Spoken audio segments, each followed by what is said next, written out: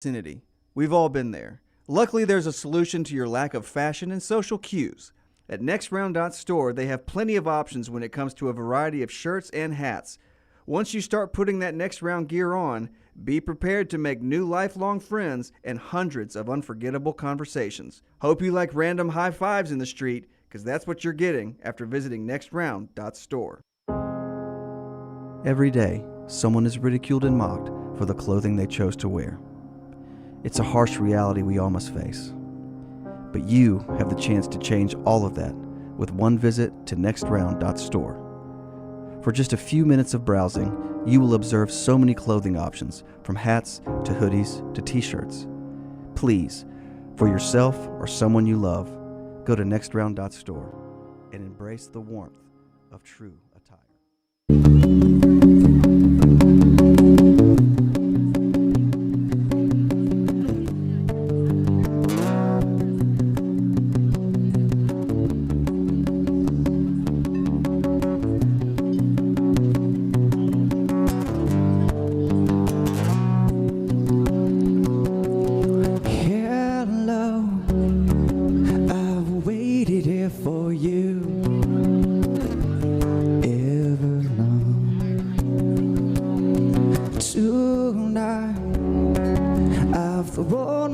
Into I'm out of the red, she said.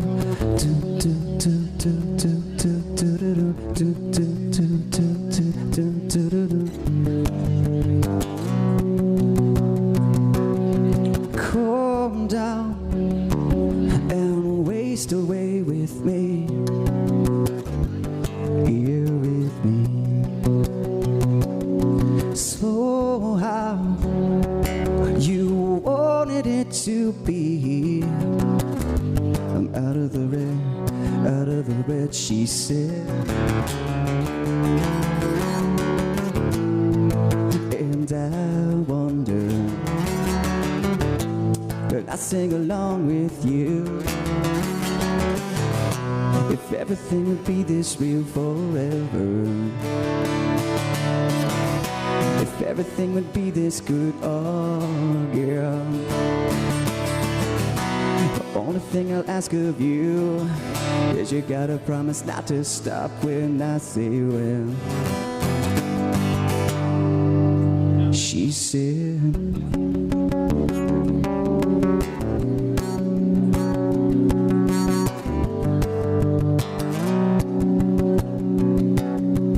breathe out so I can breathe you in. Hold you now. Over now. You wanted it to be. I'm out of the red, she said. And I wonder, when I sing along with you, if everything would be this real forever. If everything would be this good, oh yeah. The only thing I'll ask of you is you gotta promise not to stop when I say well. She said,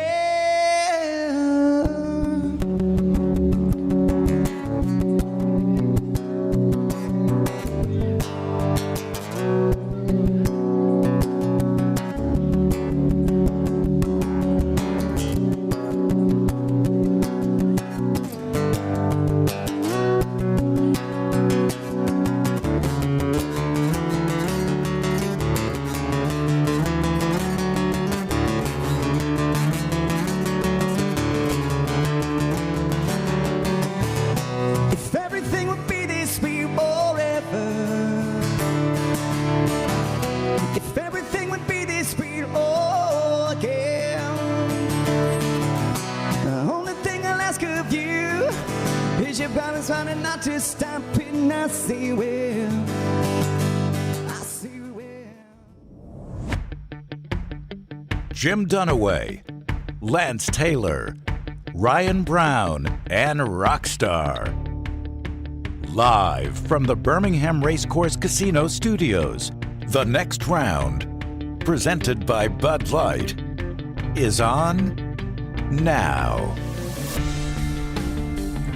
These are the greatest words in sports. I mean, I know we played games Saturday. Yeah. But, I mean, a full weekend starts tomorrow night, and it's travel day for teams like North Carolina, North Dakota State, some of the good games on Thursday night. Travel day, where teams put on the suits or the jumpsuits or whatever they wear. I don't guess they're jumpsuits. Jumpsuits. Warm-up suits. You don't want to jumpsuit on a plane, do you? And they make their trips to the sites. We'll talk about some of these first games, these first weekends coming up here in the opening segment as we're get going today. Jim Dunaway, Lance Taylor, Ryan Brown, Tyler in for the vacationing Rockstar, Lunceford and Forrester on the back row, and of course the queen of content, Taylor Korn, is handling everything with social media back there at Next Round Live. Emily Grace McWhorter, fresh off a trip to Auburn yesterday on campus as well. She's our in-the-field reporter. She's somewhere every day, and you can remember to watch her on the Pennant Grace, new episode coming up Thursday. New Uncorked with Taylor is always out a couple times a week. You can check that out as everyone's getting ready for football season. We'll talk about what LT was telling us before, how people are doing different fantasy drafts of teams and players, both in the NFL and college. And that's when you start doing unbelievable projections on who you think are going to have really good seasons. And if you're in there, some people call them Calcutta's team win-loss events and stuff. And if you factor in the non-power conferences, the G5s and those type things, where you do just points for wins, it gets interesting because we were having a discussion before. If you were doing something like that, Brown, you were really excited about Liberty. You think Liberty could? You think they can go 11 or 12-0? You told me, 11-1, Lance, 12-0? that Liberty was the second team off the board in your draft. They were. So the way we do this, and it's crazy. This was year 24, I think. We started at the Bayou Grill out in Chelsea. Oh my gosh! I was just going to go hypothetical. By the way, we're going to call in Lance's. No, that's here, fine. okay. But we started with 4 guys, and we've been to venues like the Bayou Grill and the Tilted Kilt and Oak Hill Bar and Grill. We did one 3 years ago from here, Vestavia Country Club, Fleming's, Perry's. We've been all over the place to do this. But now there is 8 of us, and we draft 4 NFL teams, 10 college teams. You get 20 points for win, minus 20 for loss. Additional points for getting to a bowl, winning a championship, things like that. And it's so much fun. Yeah, and Lance was like, guess who went 1? And I said Ohio State. I think that's an easy play, right? Because I got you don't mind getting 1 in college. You don't want to get 1 in the NFL. Right. Yeah, you're better to fall middle of the pack. I got 4 in college and 5 in the NFL. And at 4, I wanted 1, 2, or 3 because I felt like Ohio State, Oregon, and Georgia and those, and we've talked about those, feel like if you're going to put 3 teams in the playoff, those feel like those 3 teams.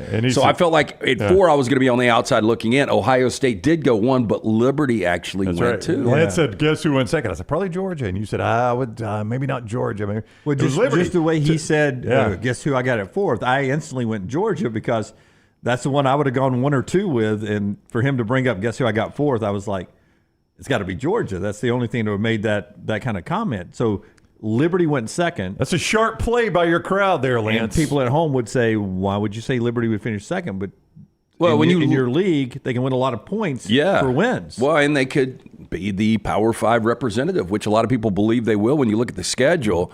My problem with Liberty is you still got to go to Boone, week 3 or 4 to play Appalachian State, who I think is going to be really good. Yeah, week 5, September 28th, yeah. And if Caden Salter, and you could say this about a lot of teams, if he was to go down, I have no idea what their backup quarterback situation is. And it seems too easy that Liberty's going to go 12-0 on the surface. But even if they go at 11-1, it's a pretty good grab. But I'm just shocked that Georgia fell all the way to 4. And maybe it is the schedule this year. They've got a legitimate schedule for the first time. Do you think that really affects them? Well, I mean, it did on our Guarantee Friday, back from the floor Bama last Friday, because it seemed like every 4th or 5th submission we had of the hundreds that came in, it seemed like it was something about Georgia being less than what they had been. I mean, it got to be a trend last Friday. I'm having issues with one of my garage doors at home, so I had to call our guy, Garage Door Roger, that we've all used. And he's a Georgia fan, and he said, while I got you, what you think about Georgia Clemson? Actually, He asked me, what do you think about Georgia minus 13.5? Yeah. I said, actually, I kind of like Clemson to cover that late. Me too. I said, I could see Georgia being up by 17 and Dabo with a garbage time touchdown. And he goes, Dabo's gotten to you. It's like, Dabo hasn't gotten to me. I still think your team was going to be up by 17 on Clemson. But we were talking about how, and I was talking about our old friend Matt Murphy was watching for those that don't remember, Matt was in Birmingham Radio, is now killing it up in Nashville. And he was watching our Selma Quarterback Club and texted me during the Selma Quarterback Club. And Matt, he asked a legitimate question. He's like, everybody talks about how hard this Florida schedule is. He goes, look, I don't disagree. It's hard. He goes, tell me how it's that much harder than Georgia's. Oh, no. I don't disagree. I think Georgia on paper has the 13th, if I'm remembering this correctly, most difficult schedule going into the season. It's just because it's Georgia. And that's what I told him. I said the biggest difference is Florida has to play Georgia and you get to play Florida. That's one massive difference in those two schedules. That's one thing that makes Florida's harder. They got to play you and you get to play Florida. That's why I actually think there's going to be a lot of 10-2 teams. But Matt's point too was everybody says Florida's is tough because they close with Florida. One reason they close with Florida State. He goes, well, we close with Georgia Tech. Who's the better team? Oh, by the way, I think Florida State. Georgia Tech just beat them. Georgia Tech just beat them. Florida State 100% would have been drafted in the first round. Oh, yeah, if y'all had done this week. I think they fell all the way to the fourth round. I think Washington went in the 9th or 10th round. Wow. Yeah. Wow. Probably deserving there, but maybe ends up being a steal for Florida State in the fourth round. Well, round. in this, just to let you know, there's a bunch of degenerate gamblers. And so I used to have such a leg up on these guys back before Vegas would release all these win totals. But now most of them just have the win totals, and they'll go straight down from 10 all the way to 6, and they'll just check it out in order. Amazing it takes that long then. I agree. It's almost an automatic 3 hours last night is what it took. So you've got, with your brother, that's 2 Taylors. How long until you get a little Taylor Korn in there? Because she likes to play a wager. Oh, I'm sure. The problem is nobody ever wants to fall out of this thing. We had one fallout during COVID, and once that spot got taken, nobody wants out. Well, if it ever balloons up to a 10 and you need to add 2 expansion franchises, either you can go Little T and me, or we can team up with a team, and we'll. You and Little T together. Well, we've thought about doing this just. Bringing 2 additional people in just for the college, because the NFL is just perfect, 4 with 8. But you could realistically do 10 people at 10 and draft 100. We drafted 80 teams last night. This is where I'm a sucker. We should, Taylor and I, just buy in this year. The expansion, we'll just pick our 10 from the leftover teams. Oh, you can do that. I think everybody will let you in right now. As long as you pay the fee. Mississippi State's still available. That's right. Vanderbilt's available. I think UAB is available. Oh, UAB sneaky. They can get. You know what their win total is in Vegas? And I don't think we ever talked about this. Maybe we did. I wanted to pull another moment from yesterday with Anders Carlson. Did we ever check that, Scotty, to see if I don't remember confirmed it? I don't remember where I said it in the show is the problem. If I can remember where I said it.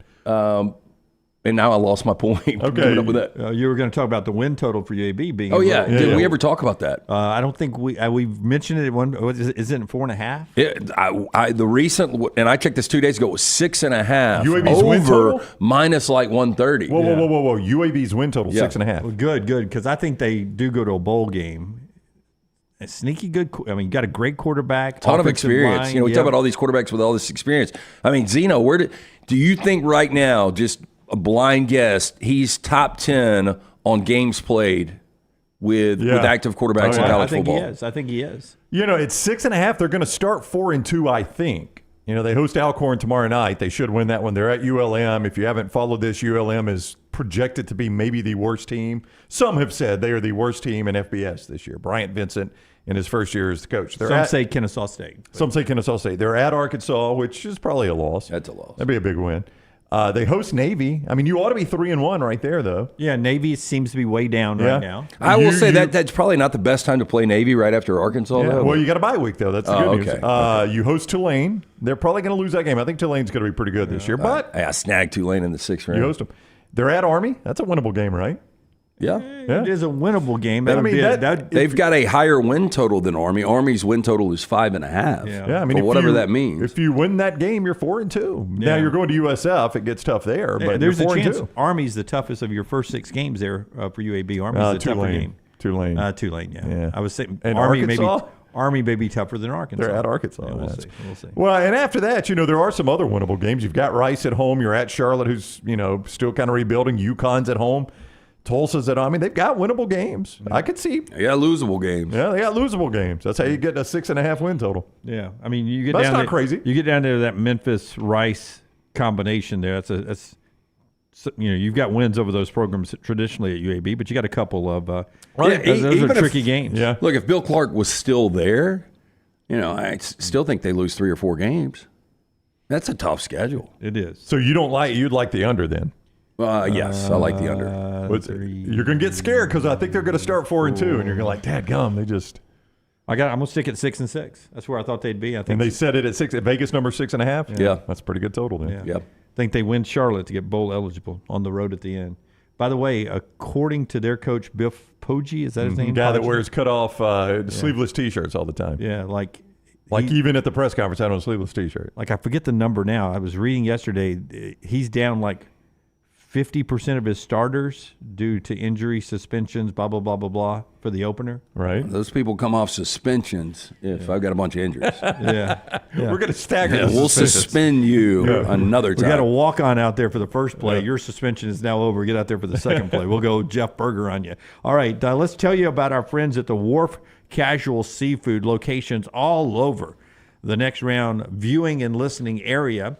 And the new location out in Moody, where, by the way, Moody right now, the volleyball capital of the South. I saw Forrester's daughter post this morning. They're off to a 4-0 start. Look out. What was their win total? I don't know, but they're 4-0. Can I get Forrester's mic there, Tyler, real quick? Forrester, I don't know if any of your family members, but your travel budget for sports is unlike anything I've seen. 4-0 off to the start. You played a home match, dual match, and then at McAdory last night. And your daughter sends out, we're off to Orlando for our next matches. Moody is playing in Orlando next? Yeah, they're not going to leave Orlando undefeated. Oh, wow. No. Scott, Well, I mean, have some faith. Scott, I don't know how you operate. Can I bring this in? I'm not an accountant, but I think if you take a shot of every venue you're at and we use it here on the show, Yeah. technically you could be working and you could write these trips up. Business write-off. I mean, technically, Forrester, I don't want to get you into a gray area, but you do edit at these matches and softball tournaments a lot sometimes. That is, you actually are working for us sometimes. That is true. Yeah. So are you going to Orlando? Cheer practices, Yeah. everything. Is anybody Usually from the have a lot. family making the trip to Orlando? Yeah, my wife and Haley and I believe 3 of her teammates are all flying together here in a few minutes. Okay. Wow. Just my kids didn't play sports. I did when I was little, but we never left Alabaster. Oh, no. Saks Youth Activities was our home turf right there, man. We didn't get to travel. No, we didn't. We didn't use football. We'd go play over at Forest Park, and we'd go up to Homewood and Wouldn't leave Hoover. the city limits. But we always slept in our own beds. It has changed so much now. I mean, I see Forrester's family on the road and hotels and airplane tickets and stuff. But Moody, volleyball capital of the world, has got that Wharf Casual Seafood location. He's going to go down where they get the seafood from, the state of Florida. So tell us about the Wharf. The Wharf, as you mentioned, new location. But to find the location nearest you, to check out this incredible menu, go to wharfcasualseafood.com. Wharf Casual Seafood, fast casual restaurant serving American cod seafood. Locations in Montgomery, Dothan, Alexander City, now Moody, Leeds. Today is Wednesday, which means Wine Down Wednesdays. Half price on all wine right there at the Wharf Casual Seafood. They've got seafood entrees, tacos, platters, po' boys, salads, burgers, so much more. Fantastic new location. Stop in and see them again. To check out the menu, go to wharfcasualseafood.com. Bama Fan 1972 says, did we not let you off to go with the family to Orlando, or did you ask off for this and your vacation request got denied? No, so Haley's not my only kid. Let's get another one to travel with. Holly, she's got her first school cheer That's right. thing tomorrow. This is divide and conquer. Yeah. Got a pep rally and her first game tomorrow night. Oh, heck yeah. So How about that? Look at that. The parents have to be somewhere there. That's right. So come on. Divide and conquer. That's right. Come on, Way of Bama life. Fan 1972. Yes, of course, we'd have let him off to go to Orlando if he'd asked for that. All right, so here we go. Let's set the stage for tomorrow night, okay? I got a couple of storylines on a few of these games real quick. Tomorrow night, North Carolina and Minnesota. We're now 73-year-old Mac Brown and the row the boat guy. This seems like two coaches who are trying to refine their swagger, their glory. Is that a fair statement? Yeah, I don't think it's off. I think PJ Fleck is a guy that would love to get out of Minnesota. He's making good money there. I think he realizes, he had a really special 11-win season, 3 or 4 years ago, but it's going to be difficult in the newly expanded Big Ten to do anything at that program as far as winning championships. On the other side, I'm fascinated because you've got two quarterbacks, and I'm assuming Max Johnson, former A&M, LSU product, now at UNC is going to be the starting quarterback, but Connor Harrell is going to be in the mix.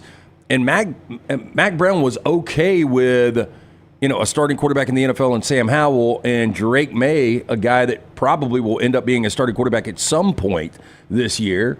And they were just average. And now they really take a step back at the quarterback position. So I don't know how good North Carolina's going to be. And the other change friend of the show, Jeff Collins, is going to defensive coordinator, which, when you've got quarterbacks like that, maybe you weren't great on defense. Yeah, I was going to ask you, it's fair to say one of their big problems has been defense. Yeah. And they've gone through a couple of guys, including our buddy Gene Chizik. Also friend of the show, Gene Chizik. Yeah, and now here's Jeff Collins. Yeah. And you just wonder if they've been able to recruit their way out. I would imagine with Chizik and now Jeff, it's not a scheme problem. It's just, are they able to get defensive guys in there that can get it done? That's an interesting game for me. I'll watch that one. You've made a point, though. The ratings will be won in the North Dakota State-Colorado game tomorrow night. Maybe. And is there any program that's more happy that talking season is over, that finally they can get on the field and possibly do something really good tomorrow night to where Deion can get back to talking good about Colorado? Unless they lose. Yeah. Colorado went in the 7th round last night, which I was surprised they got drafted. That point spread's tricky because it's a FCS versus FBS, so it's not available everywhere. Colorado's 9.5 right now. So you've seen it at 9.5. It's 9.5, and that's where it's going to stick, probably. I will tell you this, ESPN Bet, not the folks we use at MyBookie, but ESPN Bet, for some reason, puts out, at least this first week, a lot of FCS, FBS lines. 9.5, Yeah, for an example, last week Montana State, two numbers. Delaware State and Hawaii wouldn't have been on the board. Montana State and New Mexico would not have been on the board. Yeah. And Montana State was actually favored in that game for those. Now, they didn't cover, but they were favored. That's right. I think if North Dakota State is playing with Colorado, that's going to be your number one game in the country. People want to see Colorado lose, or people want to see Colorado win. And that's a good recipe for... I think it's 90-10, by the way. I don't know if it's that much. I really don't know what the number is nationally. Can we see one person in our chat that wants to see Colorado win? I just haven't talked to anybody. I don't know if it's a fair sample size. If I remember correctly, there is someone named CU Buff in our chat room every day, it seems like. I don't know if that's a Colorado fan or if that's just a play on that. I don't know. I don't know. I don't get the joke if he's not a Colorado fan. I don't know what the numbers are. I don't know what the numbers are on percentages of who is for who, but I do think it's a polarizing team, and that's normally good TV ratings, especially when they're losing.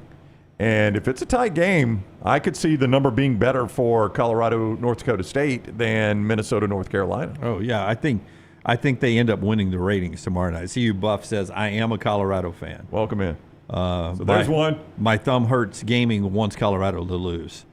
It's going to be popular over there in the mybookie.ag chat room. Yes. Yeah. I just don't know nationally. No, I think it will be nationally. Yeah. Some people said CU and Buff is a naked Clemson fan.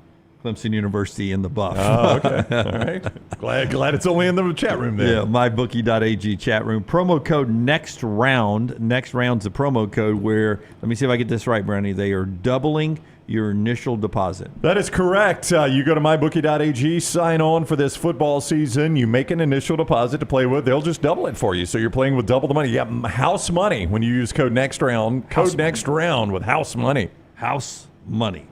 CU and Buff, I want them to lose too, though. Not a fan of Prime. Okay, so he's a Colorado fan, but he doesn't like the guy that's put him back on the map. Yeah, made him relevant again. On Friday night, some interest in the Temple, Oklahoma game, to me, should be a blowout. I'm correct about this, but we all want to see just what kind of swagger Jackson Arnold has now that it's his team. That's a fair storyline, right? Yeah, I mean, I don't know how, and I do think it's a good situation for Jackson Arnold because we were talking about degree of difficulty for some of the schedules out there, and Oklahoma has a brutal schedule, so you really want to break it in as a 42.5-point favorite against Temple. You just wonder if Venables is going to put the pedal down here. I think he probably does. Yeah, I think so. I think this is a chance to build some confidence, to build, and Jackson Arnold and your whole team. I'm fascinated by this game. Just see Jackson Arnold play. There's a couple of games that we've talked about where I don't think they're going to be particularly good games, but I want to see the quarterback. One of them is UTEP, Nebraska, at 2:30, and the other one's Oklahoma. I just want to see Jackson Arnold with it being his team, and I want to see Dylan Raiola, who's the starter for Nebraska. Is it fair to say, if you're an Oklahoma fan, all the way back to when I was a kid and Barry Switzer was a coach, to Lincoln Riley at the end, in games like this, as they're saying in the chat room, pedal stays down because you've seen a lot of Oklahoma 66 to 6s, 67 to 10s over the years. They love to run up the score at a place like Oklahoma. It'll be a good chance to get Jackson Arnold's name out there and sort of get everybody revved up before you get into the SEC schedule. Well, let's not forget the one time we've seen him start a game was in a bowl game, and we know these are kind of exhibition games, but he was bad.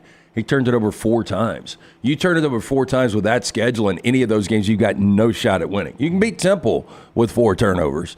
But I think it's very important for him to come back. He knows it's his team now. Dylan Gabriel is on to Eugene.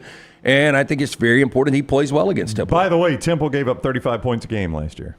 Yep. So that's a good recipe for a blowout. That is a good recipe to find a way to 66 points. Yeah, that is absolutely is a good recipe. All right, before I tell you about precision, and I got 3 other storylines from a ton of games on Saturday I want to get to in this opening segment. Marty Smith with us at 9:45 this morning, by the way. Marty Smith with us at 9:45. Fozzy Whitaker with us at 11 Central. Fozzy will be on the Auburn broadcast on ESPN Plus coming up this weekend. Precision Sports Medicine and Orthopedics is on top of your medical situation. Let's pretend you've tried to beat out a grounder to the left side of the infield and you tweak something in slow pitch softball as the fall leagues crank up. Maybe you pulled a muscle trying to do a cheer tumble or something. Pains and breaks as well. They get diagnosed, treated, and rehabbed by our friends at Precision Sports Medicine and Orthopedic, the great provider for you there with locations in Jasper, in Fultondale, in Alabaster, and all around the Birmingham metro area. Orthopedic care is better together. Find your provider today. Call that number, 205-512-3885, 512-3885. I would imagine at least a third of the staff up here at Next Round has used Precision Sports Medicine and Orthopedics in just the last 3 or 4 months, and a couple of our daughters as well. So we trust these folks. Get all the details you need about them. PrecisionSportsOrtho.com/2024. PrecisionSportsOrtho.com/2024. Ton of storylines around Penn State and West Virginia. But a West Virginia win here, and I don't know, they're not the betting favorite, right? So they're still the underdogs. Yeah, 8-point underdog right now. Yeah, but an outright win by West Virginia here, and Neil Brown is on the verge of doing something pretty remarkable on going from hot seat, first to be fired, going into the season last year, right? Definitely 2 years ago. No, it was last year. He was plus 250, which were shorter odds last year than what you have for Billy Napier, who's got the shortest odds this year. Yeah, so Neil Brown this time last year Dead man walking is what Billy Napier is. And he turned it around last year. And if he starts off by beating Penn State, which West Virginia fans hate Penn State fans, he gets that win on Saturday, and his stock is sky high. Is on the rise, right? And then you got to wonder, can they win the Big 12? Yeah, I mean, they're good enough to beat Penn State. They're a contender at that point. They become a contender at that point. So all in on that game. Really interesting in South Dakota State and Oklahoma State. You may know the South Dakota State quarterback's name off the top of your head. I read it earlier. I've forgotten it already. But apparently he got a ton of offers to go play at Power 5 programs with NIL money, and he turned it down to stay at South Dakota State. And he is a guy that's now being projected as a steal in the NFL draft next year. That's how good of a quarterback South Dakota State has rolling in here. Well, the bad news is I don't think anybody's going to step up or sneak up on Oklahoma State like last year we saw South Alabama. That was before Ollie Gordon was getting the football. And you've also got a healthy Alan Bowman at least going into the season. Yeah, but South Dakota State does have that little numeral 1 beside their name in the FCS. So they won't sneak up on Oklahoma State, too. They know that that's a good football team. That's intriguing to me just because that number one ranking besides South Dakota State against a very experienced Oklahoma State team. And then there's Tarleton State and Baylor. I will not watch 1 second of this game. In fact, it's nowhere on my TV sheet, my worksheet that we put out here. But Dave Aranda may actually be the first coach fired this year. It may be Dave Aranda. It may not be Billy Napier. It could be Dave Aranda. You always think it could be Sam Pittman. I think it's going to be Sam Pittman. I don't want Sam Pittman fired.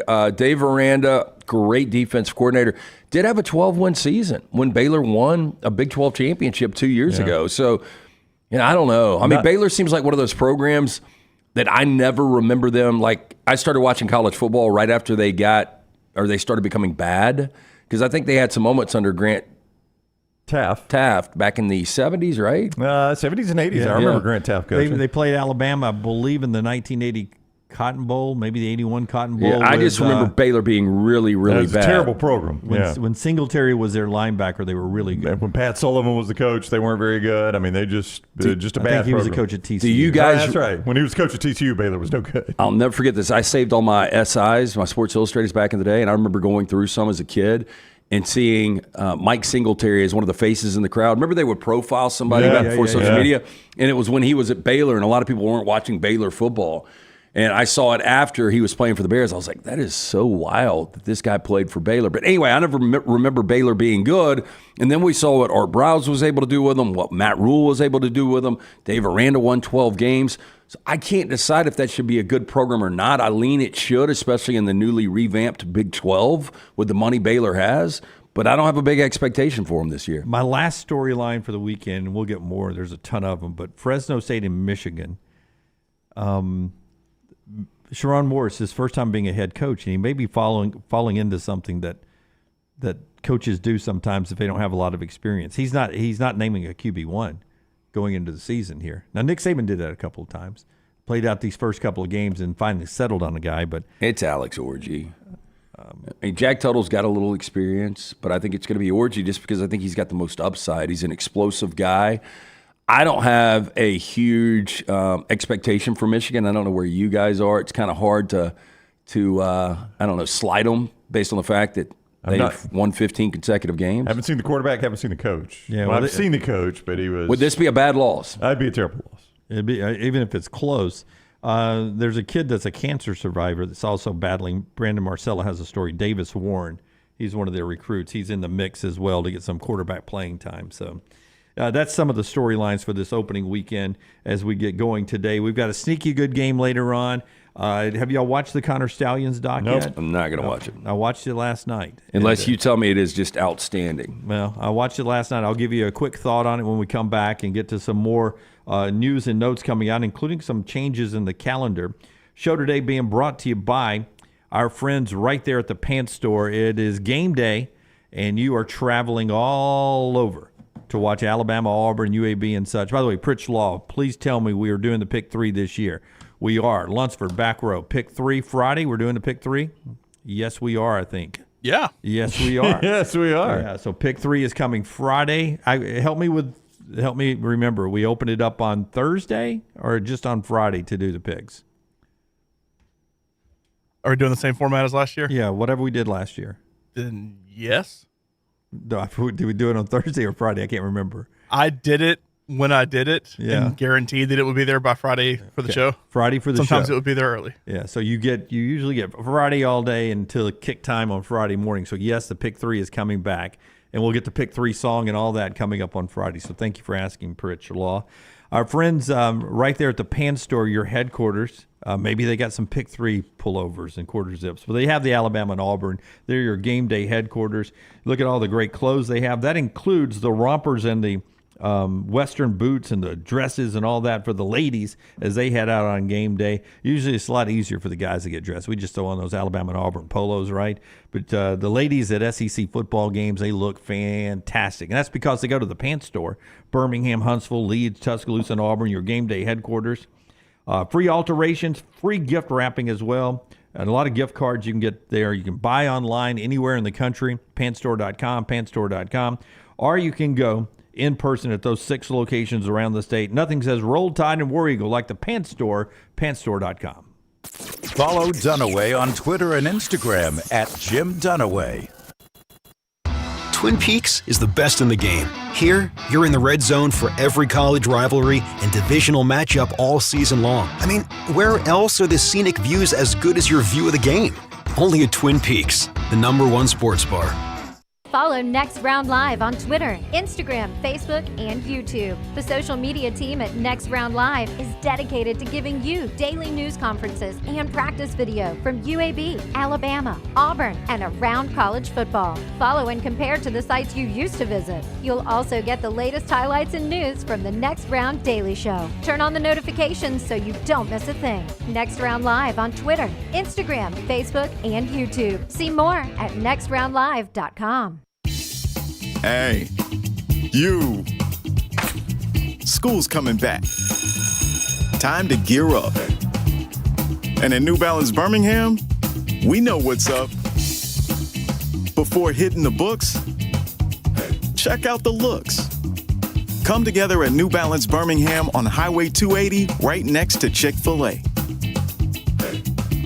New Balance Birmingham, we got now. Hey, Lance Taylor from the Next Round to tell you about my friends at Michelson Laser Vision, located conveniently UAB Highlands. Almost 20 years ago, I went in for the procedure. Only took 12 minutes for both eyes. When I went in, I had 2200 vision. I was legally blind. Now I have 20/15 vision, still 19 years later. Make the call today. Schedule a hassle-free consultation. 969-8100. Dr. Mark Michelson, Dr. Jen Michelson, Michelson Laser Vision. Make sure you tell them the Next Round sent you. 969-8100 or MichelsonLaserVision.com. Excitement awaits at Barber Motorsports Park for the Fanatec GT World Challenge America, September 6th through the 8th. It's a high-octane weekend you won't want to miss. Witness some of the most iconic sports cars like Lamborghini, McLaren, Porsche, and Ferrari battling it out on the track. Enjoy the beer gardens, kids zone, and don't forget to bring your dog for bark at the park on Saturday. The Fanatec GT World Challenge America, September 6th through the 8th. Kids 15 and under get in free. Get your tickets today. Every day, someone is ridiculed and mocked for the clothing they chose to wear. It's a harsh reality we all must face. But you have the chance to change all of that with one visit to nextround.store. For just a few minutes of browsing, you will observe so many clothing options, from hats to hoodies to t-shirts. Please, for yourself or someone you love, go to nextround.store and embrace the warmth of true attire. Hang out with the Next Round on the go. Whether you're driving to work, running errands, sitting on the beach, or you just need a break from the real world, we can keep you company. Check out the Next Round, Mystery Fifth Hour, and our other shows on your favorite podcast app. We'll meet you there.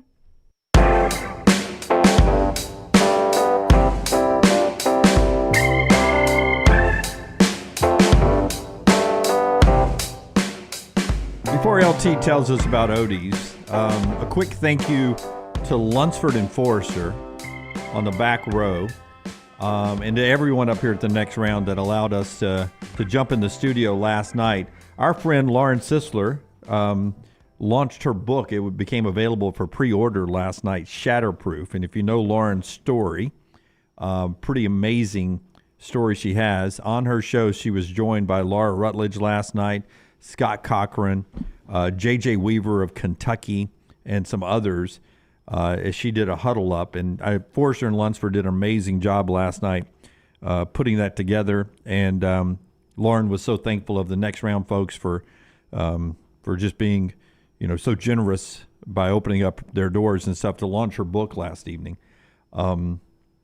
Cochran's story, and LT really has launched the whole initiative up here of talking about depression and substance abuse, and just starting the conversation and talking. You and the doc have got to get Cochran on. Yeah, so soon. the doc has got a really good relationship with Scott, and Scott was going to join us a couple of weeks ago when we did our last shows, and scheduling got kind of messed up. But yeah, that's the plan, is to have him on over the next couple of months at some point, because it is a pretty incredible story. Yeah, and we only had a brief amount of time to talk to him last night, so you would be able to go much deeper into the conversation. I think it's eliminatethewhisper.com. Eliminatethewhisper.com is his nonprofit that he started, and he was very open about what he has gone through and how Kirby and Nick still support him. So it was really, really interesting. So I can't wait to see when Dr. McCabe and LT get a chance to sit down with him and go a little deeper into that. But Shatterproof is Lauren's book. If you know her story about losing both her parents in the same day, you can pre-order that book. And I mean, I can't imagine losing, with 2 overdoses in the same day, losing your parents as a freshman at Rutgers. Pretty crazy story. And as LT tells you all the time, there's help out there. Always reach out and have a conversation with somebody. And that includes open DMs with people like Lance and Lauren who love to reach out and help people. Yeah, really do. I mean, anybody out there, a lot of people are suffering. A lot of people don't want to talk about it. It's very taboo. There's no shame in it. I know Lauren talks about that all the time. You got to get past things like that in order to get well and get healthy. That's why Cochran named his nonprofit Eliminate the Whisper. He said anytime he started talking to his friends about his addiction, they would instantly, the tone of their voice would go, wait, I've got a cousin that look, and I get it. Like there are a lot of people out there that have never dealt with any kind of mental health issues, and that's great. Like, it's the worst thing you would want on anybody, your worst enemy. You wouldn't want them to deal with this stuff. And so a lot of people don't understand it, and if you've never dealt with it, much like my first time I dealt with it, I was embarrassed by it. There's nothing wrong with people whispering, but at the same time, if you are dealing with it, then it's fine to talk about. Yeah. It's very important to get it out there. Our friends at Odie's, where LT and Brownie will be tonight, trivia night for Odie. So it's going to be an interesting lineup tonight. So Brown's in. Yeah. Lee Haver is in. Whoa, Will's out. And Will's out. Yeah. So you, Lee Haver. It's going to be a lot of fun. Make sure you join us. Why didn't we just cancel? No, we don't want to do that. Should be fun. First football week. Come out and join us. Get started a little after 8 o'clock. Get there early. Enjoy some incredible food from Rodney Davis award-winning wings, delicious burgers, great sandwiches like the Diablo sandwich, ice cold beer buckets full of the Bud Light. Come join us tonight. Crestline location. There's also a sister location in Edgewood. Either location, great food, great product at Odie's Tavern. I'll save the Stallions conversation a little bit later on because we got Marty Smith in just a second. We got a window we got to hit with him, so can't wait to talk to Marty. Did want to get to a couple of things that are moving down the path. One of them, Kirby Smart announcing in his news conference that he believes within the week, so before week 2, that the SEC will pass a rule that availability reports will be sent out by the SEC programs. Again, I just don't know how accurate this is going to be if you don't include some sort of penalty for lying on it. That's the reason it works in the NFL is you get penalized if you lie on it, and if you lie too much, you get strongly penalized. Are you hearing that there will not be some kind of penalty? I am not. I'm just saying that's the only way people are going to be truthful. And what could the penalty be to make Hugh Freeze and Kalen DeBoer beat you if Peyton Thorne is banged up and you're about to play Georgia? Well, if he's banged up and you're about to play Georgia, you say he's questionable. But what if he's not? You've lied. So what's the penalty? Well, I'm optimistic. I am too. I know his leg is hanging off. Yeah. by a thread. I'm just saying, what is the benefit to being truthful? I don't know. There really is no benefit. The only way this really helps, like in the NFL, when you disclose this, and of course the college football model is more so at least following the model of the NFL. Sometimes in college football, you would have, and I remember like the textbook game. Like that was a little different because it wasn't injury related, but those guys were suspended. But like if you have this quarterback's not going to play because he's got the flu, or it wasn't disclosed that he had a meniscus that's got to get touched up. In the NFL, that never gets dropped in the 11th hour. Well, college football, you would see it at kick. You go to Holly Rowe and before the game, hey, it's been reported Caden Salter will not play for Liberty today. I mean, the most famous example of this was the 2001 Iron Bowl where Andrew Zhao and Tyler Watts, the Alabama quarterbacks, 2 totally different styles. I mean, you defend them differently based on who's in there. It's not the same system. Tyler was never going to play in that game. There was no hope that on game day, Tyler knew all week he was out of that game. Right. But Dennis Franchione ran him out in pre-game warm-ups and let him go through the warm-ups. Shot him up, I think. Whatever it took to get him out there. And Auburn later admitted they were convinced Tyler was going to play. And, in fact, Andrew Zhao played, and they were completely unprepared for that different system. Yeah, that's bad coaching there. Well, how's it bad coaching? How do you not prepare for both of them? Well, I mean, but now you're adjusting on the fly, and now maybe the poor adjustments were the problem, but they were convinced Tyler was going to play. In this system, you can't do that. Yeah. That affected the outcome of the game, you would admit, right? It did. This one I like, Brownie. I don't know if you came up with it first. Probably. But I know you'll admit it if you did or didn't. Postseason's not a real game now, apparently, these bowl games, because they will not count on red shirts. So you can play in the bowl game and it not impact you being on the red shirt, so it won't count against your games. If I were coming up with ideas, I would say, why are we still doing red shirts? It doesn't make any sense. Just give guys 5 years of eligibility to play, whatever you want the number to be. I don't understand why we're still doing red shirts. But with that said, I think this is a nice reward for a kid that maybe hasn't played at all, and you're looking forward to trying to figure out what your roster is going to be for next year and if that kid is going to be part of your program. If you're still going to do red shirts, this makes sense. And it also makes sense with opt-outs that it fills in some backfill on some That's right. holes on the roster there. And one other thing, the spring portal, they're not decided yet, but it looks like it's going away. 30 days from the day after the national championship game is when they want to open the portal, leave it open for 30 days and not have another one after spring football. Some people believe this will lead to a lawsuit from the players to be Probably so. But to leave afterwards. All right, Marty Smith, when we come back, the show today being brought to you in part by our friends at A+. Tell us about A+ changing your home at Browning. That is my guy, Brad Bell, A+ Tile Home Remodeling. And when it came time to update the master bath in the Brown home, my wife scoured the internet looking for the right person for the job. By doing that, she talked to a ton of contractors, people that had used certain contractors, read a ton of reviews. She did her homework. She picked Brad Bell, A+ Tile Home Remodeling. He did tremendous work for us. He can for you as well. This is what he specializes in: master bath, kitchen, and master bedroom closets. You need help in any of those rooms? Pick Brad Bell. Lance did it. I've done it. We're both thankful we did. 205-422-1758. That's Brad Bell, A+ Tile Home Remodeling. 205-422-1758. Call the next round now at 205-734-0923. This hour of The Next Round is presented by the Birmingham Racecourse Casino, now featuring 7 days of giveaways with your chance to win a share of up to $125,000. The more you visit the Birmingham Racecourse Casino, the more chances you have to win. Stop by the New York Butcher Shop and pick up the finest in certified Angus prime beef steaks and burgers, premium pork chops, ribs, and all-natural chicken cut to order just for you. Their chef-prepared entrees and side dishes are the perfect dinner-to-go choice for your family and are ready to heat at home. With a great selection of fine wines and desserts, the New York Butcher Shop is your one-stop dinner shop. 2 locations to serve you: Cahaba Heights and on Highway 119 in Greystone. The New York Butcher Shop. Rare quality, well-done service. Remember the name Way to Wellness if you're battling weight loss in your life. I'm Jim Dunaway from The Next Round. There was a time I was over 216 pounds until Way to Wellness helped me lose 45 pounds, and now for over 2 years, they've helped me keep that weight off. Here's their website, aplanforme.com, aplanforme.com. That's a great name for a website because there's no cookie cutter plan. Everything is designed specifically for you. No contract, no sign-up fees, and your first consultation is free at Way to Wellness.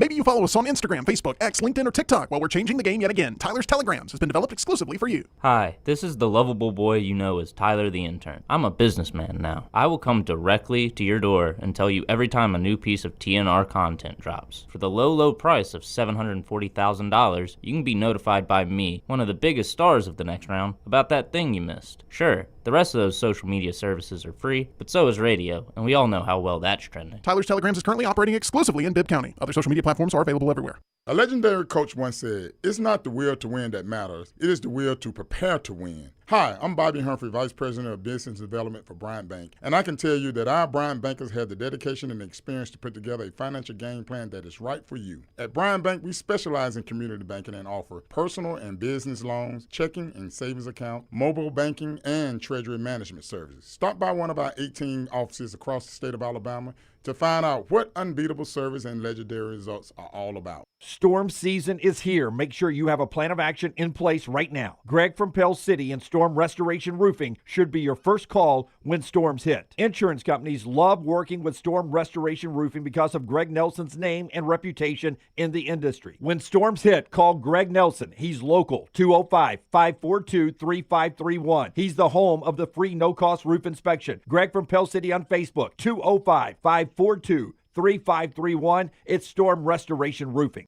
Want more of the show? Download the app or visit nextroundlive.com for the latest podcast, The Mystery Fifth Hour, our Not For All Ages podcast, The Last Call, and the entire Double Down Media podcast family. All at nextroundlive.com and on the Next Round app.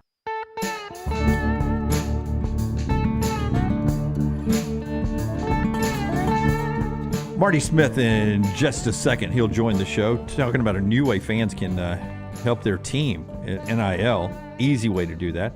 Easy way to jumpstart your weight loss program is our friends at Way to Wellness, your journey to healthy living. Greg from Pell City lost a lot of weight recently. I saw him at the kickoff party. I was talking to Greg the other night about weight loss, and he gave me a little pat on the stomach, and I told him, I got to get back on my Way to Wellness plan. Thank you, Greg.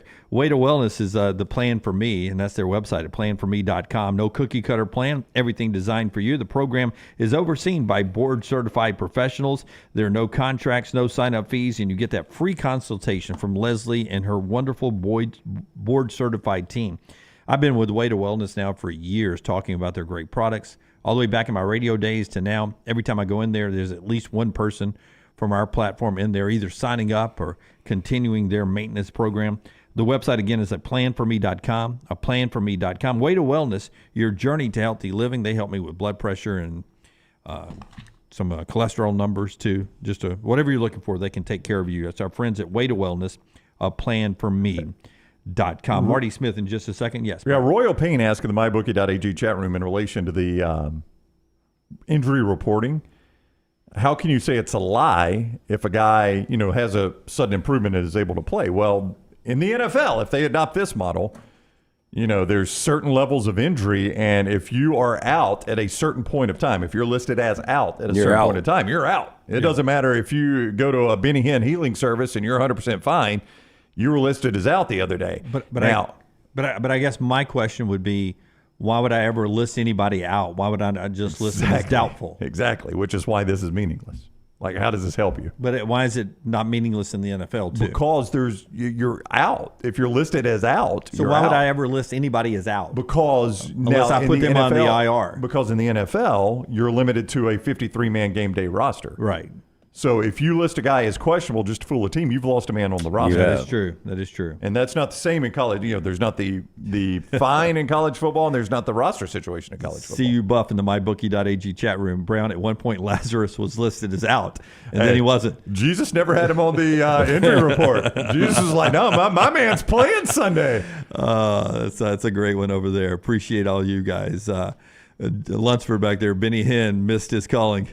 Healing football players 5 minutes before kickoff. The donations would have gone up. I think Benny was doing okay on the donations, but they would have gone up. I personally think Game Day was a better 2-hour show, not a 3-hour show.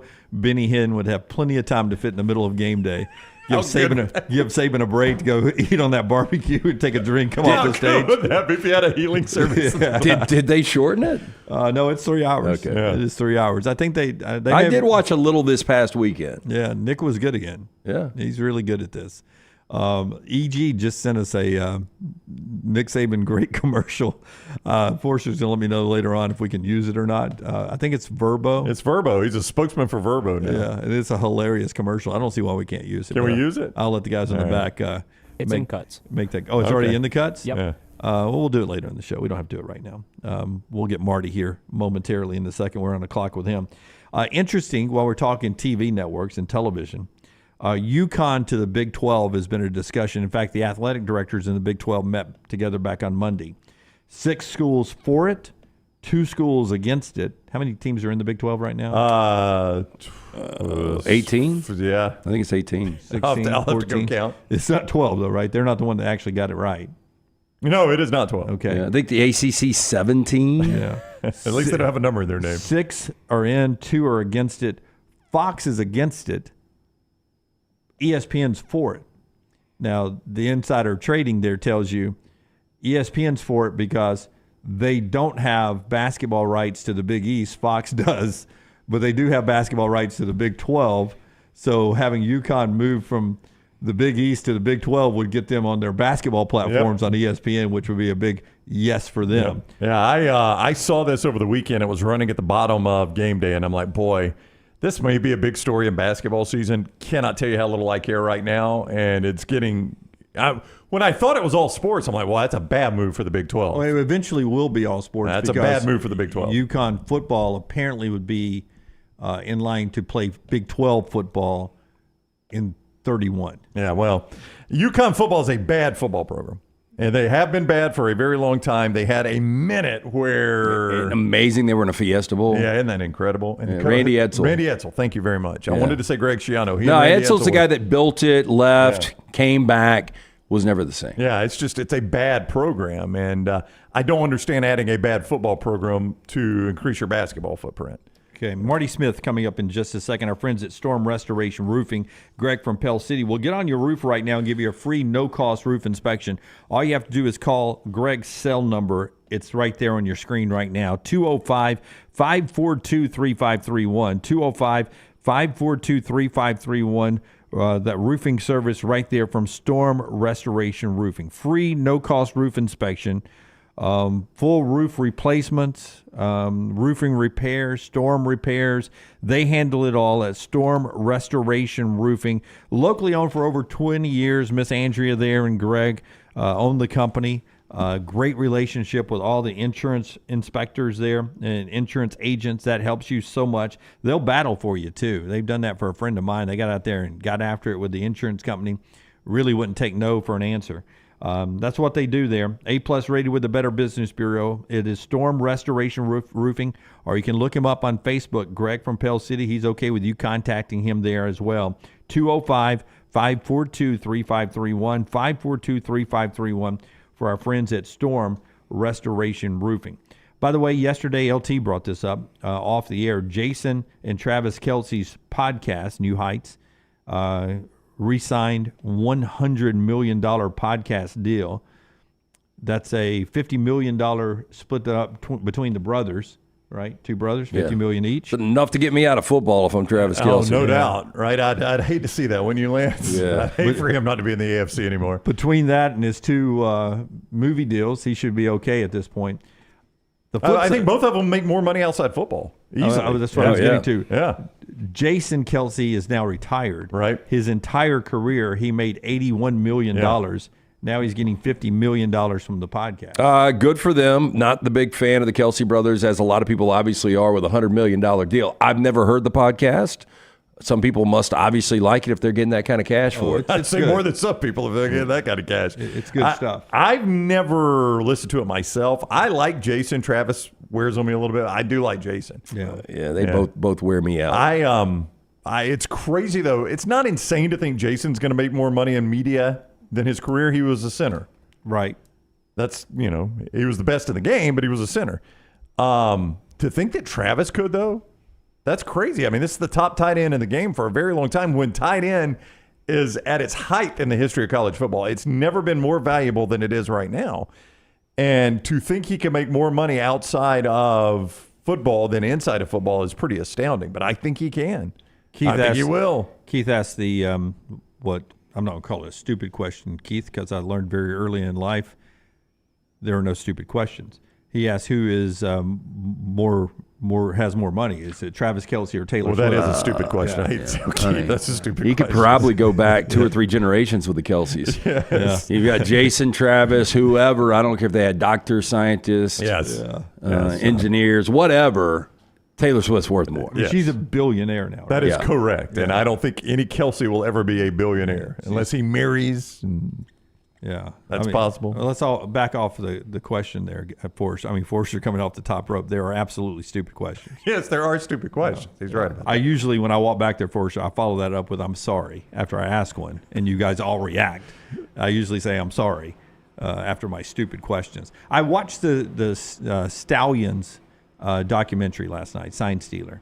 Where are my sign stealers at? No, the Sign Stealers. I've heard bad things about this. I liked it.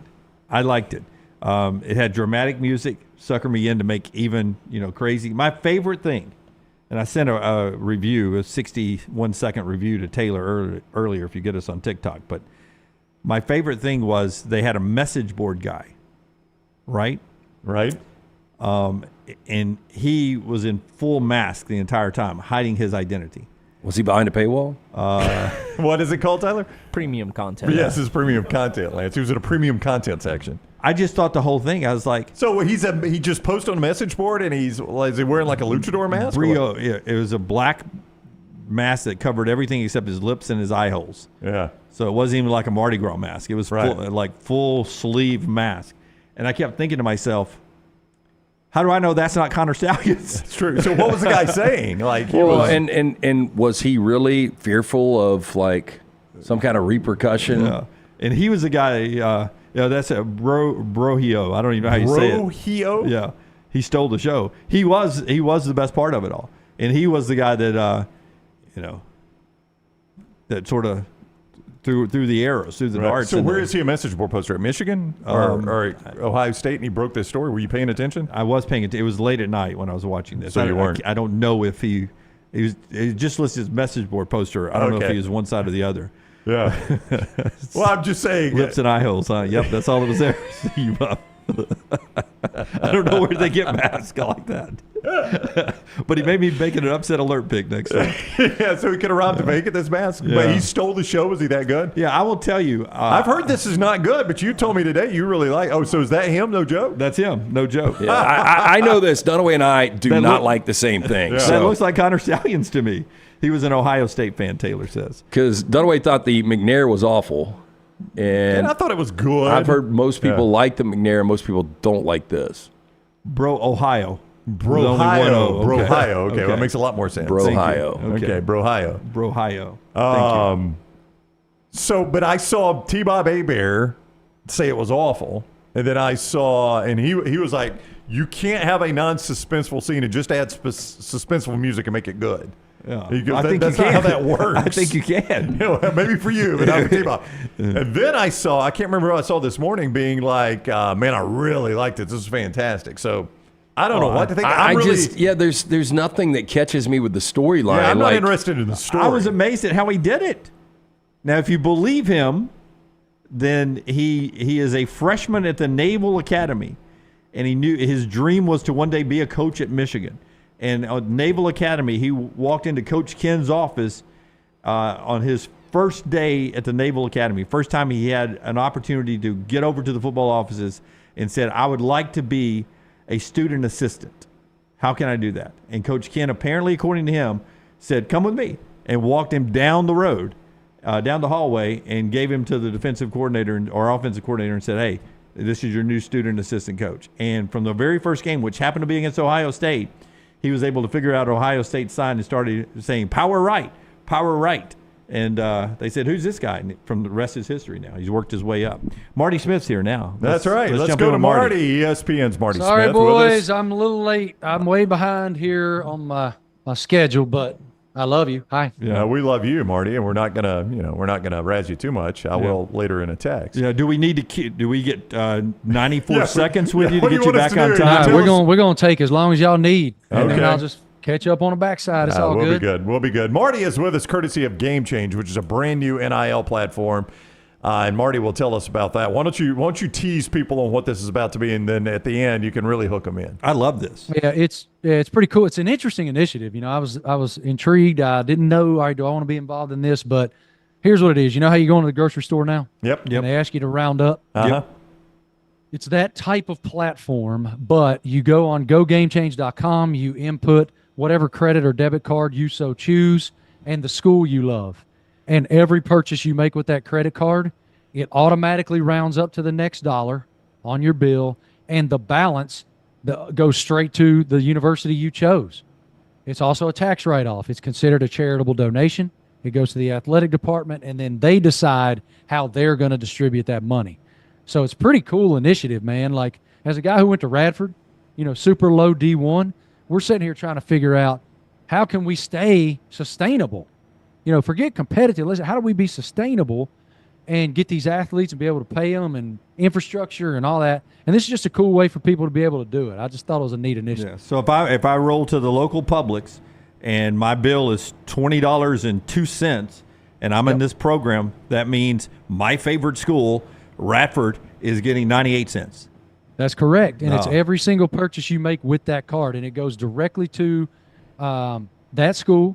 And then that athletic department distributes it as they so choose to what they so choose. And and you get a nice write-off at the end of the year. It's just neat because, not all of us have these millions of dollars to put our name on buildings and whatnot, and those that do, y'all know this, with Auburn and with Bama, there's donor fatigue. Yep. Like, people are tired of giving money, man, and so this is a cool way for you to do it in just a unique, thoughtless, honestly, it's already happening on your behalf, way. To me, Marty, there's like 4 pivotal games in college football this weekend. I'm going to go from the back, and then we can move forward. But Sunday night, we've got USC and LSU, and both coaches coming into year 3 in Brian Kelly and Lincoln Riley. And both coaches haven't accomplished what they've wanted to.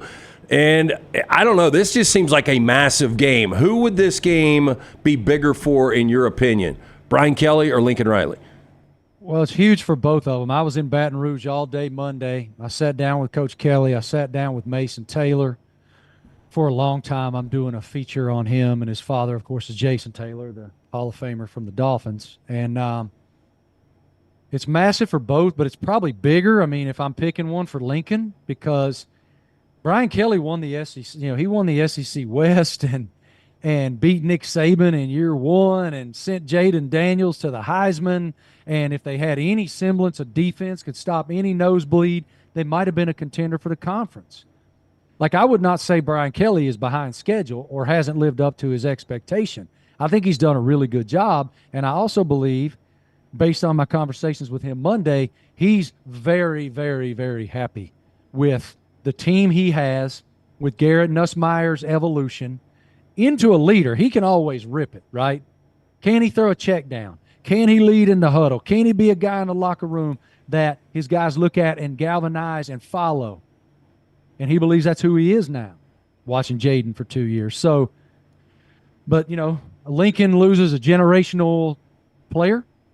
They've had no defense during his time at SC.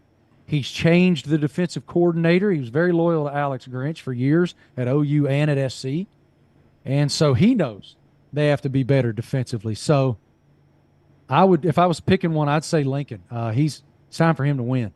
I think I'm right about this. Marty McGee and SEC Nation in Gainesville for Miami and Florida this week. Yep. I interviewed Correct. Laura Rutledge last night. She had a Miami and Florida helmet on. Did she? Yeah, for Reese's This was not planned by us. She had them at the house for Reese to make her picks. And you've got a Miami and Florida helmet. So my question is, how the hell do you guys get all these Miami and Florida helmets? Well, let me tell you one secret about me. My best friends in collegiate athletics are the equipment guys. And so I love the equipment. Jeff McGrew for the Gators and my guys down in Miami. It's just, I basically, Laney's tired of it because I have every helmet for every school under the sun, basically.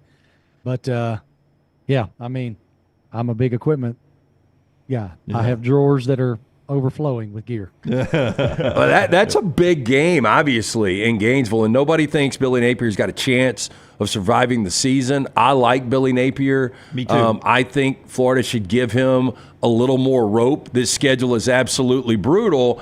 But either, win or lose, whoever loses this game, Mario Cristobal or Billy Napier, fan base is going to be all over him. Yep, and I talked to Billy for 30 minutes last night on the phone, Lance. He loves this team. The competitive stamina that they built, the culture he had to flip was far more dramatic than even I understood. He really laid a lot out last night about there's only 13 players left from his original roster. These are now young men who have SEC bodies, who have SEC stamina, who understand the standard to which they'll be held. As Coach Napier, of course, is part of the Saban coaching tree, and he's old school, and he admits that. And it didn't really go well with some of the players that were there before. So I think they're going to be better than a lot of people in the national media realize. Now, I got a lot of buddies who are Florida Gator diehards, and I keep telling them he's the guy. And they're like, man, we didn't win him. He is, I think he's a great coach and a great leader of men. But, yes, this game is huge. This season is huge, sure, but getting off quick in this game is vital. They're going to be at home. That's big. He thinks Graham Mertz he just went on and on about his guy behind center and how he's grown into this program and this culture. And so he's very bullish. And I know Mario's very confident too. He's got Cam Ward now behind center, and he's got a lot of dudes. So I can't wait to see what it looks like when we get between the lines of 3:30. But I think Florida, I know Billy thinks that they're better than a lot of people do. Hey, he loves his team. Stay safe, man. From what I'm reading on the message boards, there's some hate between the Miami and Florida fans. They're going to be there at Florida Field. So be careful. Head on swivel, man. Head on swivel. Always done away. GoGameChange.com is the website. Marty will tell you more about that in a moment. As a guy that has followed Virginia Tech your whole life, this guy to my left, LT, he's a little big on the Hokies this year. And could be. But Marty, if you're an ACC fan, watching Florida State lose to Georgia Tech, you've got to think, man, my path to this conference championship game has opened up now. I picked Clemson to win that league. Mm-hmm. Me too. Of course, so much of it is going to fall to how Cade Klubnik plays. They believe he's matured quite a bit. I had a 30-minute conversation with Carson Beck in Athens yesterday, and he met Klubnik at the Manning Passing Academy and was very complimentary of Klubnik. But in Blacksburg, Ryan McGee and I interviewed Brent Pry 2 weeks ago on our show. He's got 20 returning starters, both specialists. He's got a really good, young, dynamic quarterback in Kyron Drones. And the expectations are very high in Blacksburg for the first time in heaven knows when. And they should be. He believes if they're not he being Pry, if they're not contending for the league championship, they didn't do it right. And so I feel, Pry is a Frank Beamer disciple, coached under Coach Beamer, and he understands what Blacksburg is. And that's super important. So I think he believes he has the players. I think their schedule is favorable. And so we'll see what happens. But LTI, too, am high on the Hokies. Yeah, I mean, that schedule is so beneficial in the way they played in the second half of last season. Time. Let me ask you this, because neither's going to matter this weekend because Furman goes to Oxford and Western Kentucky comes to Tuscaloosa. But if I asked you only one of the two can make the college football playoff from the SEC, Ole Miss or Alabama, who would you put your money on? I really like Ole Miss. But I guess I'll still take Bama because the players understand what it takes. DeBoer understands what it takes. From what I hear from down there, they've already been able to develop Milroe very well. I think Tommy Rees, you guys know how I feel about that. I think Tommy Rees and his staff did a good job last year with Jalen. But what DeBoer did with Michael Penix, both at Indiana and at Washington, was amazing. And so, I don't know. It's a hard question. Yeah, no, it is. I guess I'll take Bama because I love Lane Kiffin.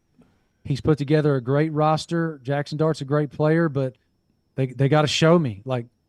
Bama has shown me. I know it's a new staff. I know it's a different culture, but those players understand very well what it takes on a day-to-day basis to do it. And so I'll lean Alabama a little bit. Yeah, it's been a safe bet. Ole Miss has a Virginia Tech-like schedule in the SEC, but I'm with you, Marty. Until I see Ole Miss do it, I can't believe it until I see it. Yeah, they both. That's just kind of where I am. But yeah, you guys probably saw the interview that Ryan and I did with Lane. Oh yeah, and his father passed, and his vulnerability and willingness to share that influence within his journey was just remarkable. And there's an emotional stamina and an emotional evolution that I know has permeated the player level because Jackson Dart told me himself. So I think that's worth something. I really do. All right, Marty Smith, he's here courtesy of Game Change, how you can help fund your favorite school's NIL. Tell them about it one more time, Marty. Yeah, real quick. Thank you, boys. I love you. Appreciate you having me. Grateful for your spirit. Zen's on me next time. Dunaway. Yeah, we did. I was going to save that for a longer story next time. We're going to tell that story. Yeah. But I promise you, I'm going to bring you some threes rather than sixes. Do they have ones? Yeah, dude. Seeing your face and just made me laugh so hard. So It's Game Change. You go to gogamechange.com, and what it is, when you guys are going to the grocery store, they ask you to round up. It's a very similar philosophy. You go to gogamechange.com, input the credit or debit card you so choose your favorite school there on the website, and then every purchase you make with that card, the balance is automatically rounded up to the next dollar, and that balance goes directly to the school of your choice and their athletic department. It is considered a charitable donation and therefore is a write-off. I think it's a really cool way for fans to contribute to their favorite schools. Grateful to be involved with them. GoGameChange.com is the website. Thank you very much, Marty. Enjoy week 1. We'll see you soon. 3 milligrams. 3 mgs, baby. That's what Dunaway needs. I call it my driving number. Stick to the driving number. Love you, boys. Thank you. Love you, brother. See you. Marty with us on the JohnstonRVCenter.com hotline. GoGameChange.com is the website. GoGameChange.com. If you haven't heard the story about Dunaway trying his first Zen on the golf course. Yeah, it was a 6, and I was told, no, you don't have to spit. Just swallow it. Yeah, did not go well. Did not go well. All right. Somebody tap you on the shoulder, Dunaway? Could have. I was on my knees. I'll tell you, we're past the top of the hour, wrapping up hour number 1 here. We'll move to hour 2 coming up in the next segment after Brownie tells us about our friends at johnstonrvcenter.com. I-65 exit 304 in Coleman, 334 in Decatur. Today is the 28th. You got until the end of August, which last I checked is Saturday, to take advantage of the great pricing at this RV showcase that may not continue, so make sure you get a Johnston RV. What kind of pricing am I talking about? What about new and pre-owned travel trailers starting at $14,995? How about fifth wheels starting at $397 a month? You get all of that right now with that RV warranty forever as well. See more, I-65 exit 304 in Coleman, 334 in Decatur, or johnstonrvcenter.com. Follow Jon Lunceford on Twitter at jlunce. Let's face it, a home is one of the most powerful assets you can have, and our friends at Mortgage Right want to help you build wealth through home ownership. Mortgage Right is all about providing competitive rates, a variety of loan products, and a multitude of resources for a seamless home buying experience. They treat their borrowers like family and are always looking to bring more happy homeowners under their roof. See more by visiting mortgageright.com/TNR today and start living. That's mortgageright.com/TNR. NMLS 2239, equal housing lender.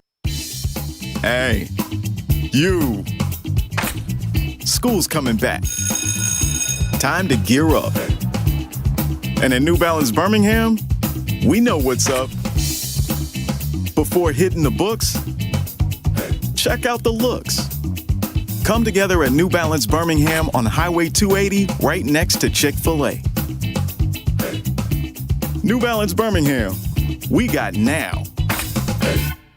Twin Peaks is the best in the game. Here, you're in the red zone for every college rivalry and divisional matchup all season long. On game day, you never have to decide which teams to watch, only what combination of bites, burgers, wings, and more to order. Plus, where else are your favorite draft beers always poured at a frozen 29 degrees? Only at Twin Peaks, the #1 sports bar. Stick around after the sun sets. Twin Peaks is open really late. Wind down with bourbon and late night bites. Only at Twin Peaks. Hey, there's nothing worse than waking up to a plumbing problem. Don't get caught in a flooded house. Call the guys at Hemp Hill Services. Adam, Chad, and the team at Hemp Hill are the only ones I trust to fix it and fix it right the first time. Hemp Hill Services does it right and always at a fair price. For all of your plumbing, cooling, and heating needs, trust the name that Birmingham has trusted since 1954. That is Hemp Hill Services. Call now, 205-229-2090. That's 205-229-2090. For a great experience in golf, go to Bent Brook, just off I-459 in the Birmingham area. You've got 27 holes where you can play your 18 holes 6 different ways. Open 7 days a week with 5 sets of tees that makes golf enjoyable for any level golfer. You get complimentary GPS on every golf cart, and the AU Victory bent grass greens play as pure as any in the area. Bent Brook continues to improve with upgraded greens and redesigned holes. Book that next tee time right now. BentBrook.com. BentBrook.com. It's time to pull the trigger on the Next Round merch that you've been eyeing. We know there's a lot to choose from at nextround.store, so here's a few of our favorite picks. If you want to match LT and Brown, go with the TNR logo hoodie and throw in one of Dunaway's favorite hats. Any of them will do. The Backroom's go-to is the classic logo t-shirt, while my personal favorite is the light blue TNR crew neck. All of these items can be found at nextround.store and are EG approved. Rest assured, your order will be packed with lots of love from us here at the Next Round.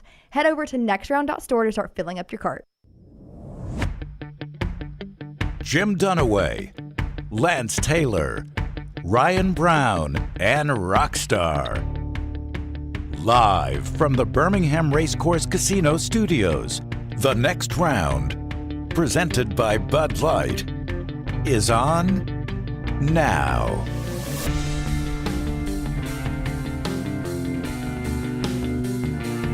All right, hour 2 starts now. Thanks to Marty Smith for being with us. Fozzy Whitaker joins us at 11 Central Time as we move throughout the day here. Some major cuts yesterday in the NFL.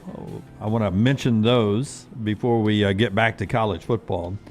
Of all the people that were cut yesterday, the name that jumped out at me is Michael Thomas. That careers burned so fast in the NFL. Man, I mean, for a minute, he was the best receiver in the National Football League for the New Orleans Saints with Drew Brees. And then he got injured, and he just never was the same. And Michael Thomas, a lot of people will forget, is another one of those great Ohio State wide receivers, but was so good for about a 2 or 3 year span and then just couldn't stay healthy and was never the same, unfortunately. Who was the Ivy League guy they picked fourth from last that was so good for a minute?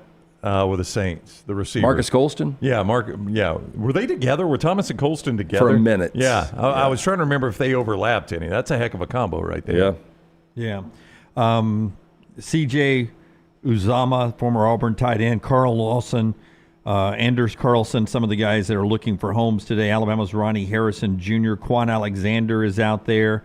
Always, it seems like some decent running backs. Kareem Hunt, Dalvin Cook, who looks really strong and healthy these days. Back at it. Quarterbacks is where you really struggle. Forrester, can I get Forrester's mic? Your starting quarterback last year, you told me, for the Falcons, he got cut again yesterday. Tell me that story. He was terrible. That's kind of the story. Desmond Ritter is who I'm talking about, but he wasn't trying to make the Falcons, right? He was already somewhere else. Oh, the Cardinals. Yeah, he was with the Cardinals. He was trying to be Kyler Murray's backup, and that didn't work out for him, apparently. Yeah, I don't think anybody's surprised Desmond Ritter is out of the game. Well, you go from starter to not even being the Cardinals' backup guy. Yeah, it's a tough fall. That's a tough fall, and so that's interesting. By the way, Forrester, I got your Falcons, my second round in the NFL last night.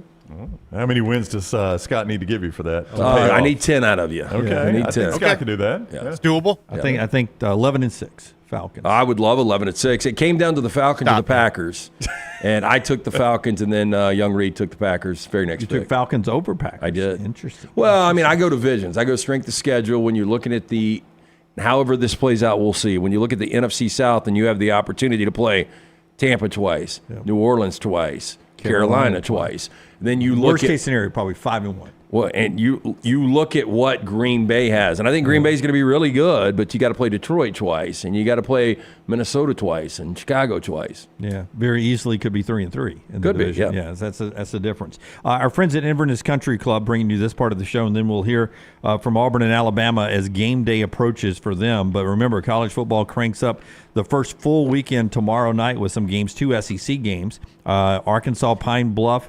is at Arkansas. Games in Little Rock. And I think War Memorial Stadium is down to about 52,000 fans. I can check that, but it's a pretty small venue. I mean, I went by that place, and people probably say the same about Legion Field. No, they're right. The first time I went by War Memorial was the summer of 1995, and it was an absolute shithole. And I can't imagine they've done much with it. I can't believe Arkansas still plays games there. I think they've remodeled, and every time they've remodeled, I think they've taken out some seating. I always go back to Alabama was the first state team to go there in '92. And I'll never forget listening one afternoon to Herb and Ben, and a caller called in and was like, Herb, I went to that Alabama-Arkansas game Saturday night. I cannot believe we've let this team into the SEC. It was just the stadium was awful. That was in 1992. Imagine how bad it is. Yeah, I mean, at least Legion Field had charm, and you knew the history of Legion Field. Like, I don't know. I'm sure there's some kind of history with War Memorial. 50, yeah. I mean, I'm sure the Rolling Stones played there. Just like the Legion Field, it was the biggest stadium in the state for a while. 51,129 is where it is right now for an SEC game coming on Thursday night, but it's Arkansas Pine Bluff. I think contractually they're still playing one game a year there. Yeah, that's got to end at some point. And no SEC games. Our friends at Inverness Country Club. Hey, you talk about childcare. Look, if you've got young kids, you're looking to get involved in a country club, you want to spend some time yourself, childcare is a huge plus when it comes to Inverness Country Club. You and your wife want a day of golf or tennis. Guess what? You can drop the kid, go have yourself a day on the court or course. Dinner with friends, knowing your kid is safe on site is a massive plus. Maybe you work from home. What about working from the club while they watch your kid? They've got memberships that fit everyone at Inverness Country Club, the social membership, including the resort-style pool complex, full-service cabana and bar, the golf membership, beautiful course, currently expanding the driving range. Maybe you relocated or retired. Inverness, great place to network. Best days happen in Inverness. To take a tour of this unbelievable club, call Aaron today, 205-991-8608. That's 205-991-8608 or online, ICCalabama.com. Sneaky good game coming up in the next segment, coming up this weekend. We'll get to our sneaky good game in the next segment. Peyton Thorne was on our show yesterday. He'll join us every Tuesday at 9:25. Tyler Booker every Monday at 9:25. So Peyton was on our show yesterday, and then Emily Grace McWhorter sat down with him down at Auburn. And the question became to him about Derek Nick's goal of how many points Auburn's offense is going to score this year, their goal of what their average points per game should be or want to be, set by Derek Nix. Here's Peyton Thorne talking about that. Yeah, I definitely think it's feasible. You look across the last 10 years or so, there's been plenty of offenses that have averaged over 40 points a game. You'd probably look more at SEC teams that have done that. Obviously different conferences, there's different styles of play and everything. So I haven't done that personally. I haven't gone back and looked at, the SEC points per game. But that's Coach Nick's goal. That's what he's put in front of us. And, that is going to be the goal every week. And so it's our job to get there. It's our job to prepare every week. Throughout the week to put ourselves in a chance to get there, and then when Saturday comes, you got to make the plays and you got to execute. So, like I said, I'd have to look at that research on teams that have done that, but I know there are plenty that have in the last however many years. 40 points per game, Brown. There are two that did last year, Georgia and LSU. It's amazing LSU had 45 points a game and lost as many games as they lost. Georgia could have been the best team in the country if they got in the playoffs, and LSU had the Heisman Trophy winner. So two did it last year. In 2022, three did it. Alabama and Georgia averaged the exact same thing, 41.1. Tennessee averaged 46 a game. Nobody in 21. In 20, Alabama averaged 48 a game. That offense is absurd. Insane. Against an SEC schedule. I know, an all-SEC schedule. Yeah, do 2019 just to put that in context with a great LSU team. 48.5, and Alabama was 47.2. Yeah. So, as you look at those numbers, in general, one or two teams a year does it. Now, here's the thing. For Auburn to do it, they've got to add 14 points a game. That is a lot to ask year to year. 2 touchdowns. 14 points a game. That's a lot. That's a lot year over year. We're talking 2 touchdowns. Herm Edwards' voice. I know. That's a lot to add year over year. I don't know how many teams do that. Is it a feasible goal? Yes. Georgia Tech did it from 2022 to 2023. They added 14 points a game? Yeah, basically. They went from 17 points per game to a little over 30 points per game. From 22 to 23, you say. And that's one of the reasons they jumped to 7 wins. 17 to 31. Yeah, you're absolutely right. So Georgia Tech has recently done it. Yeah. Not a lot. Not a lot. That is hard to do, especially in the SEC against the defenses you have to go against. Well, let's hang on. So let me look at what LSU did from 18 to 19. Do you set realistic goals or do you set goals that you want to chase? That becomes a great question. If you're Derek Nix in this situation, is 40 just a number he pulls out of his hat?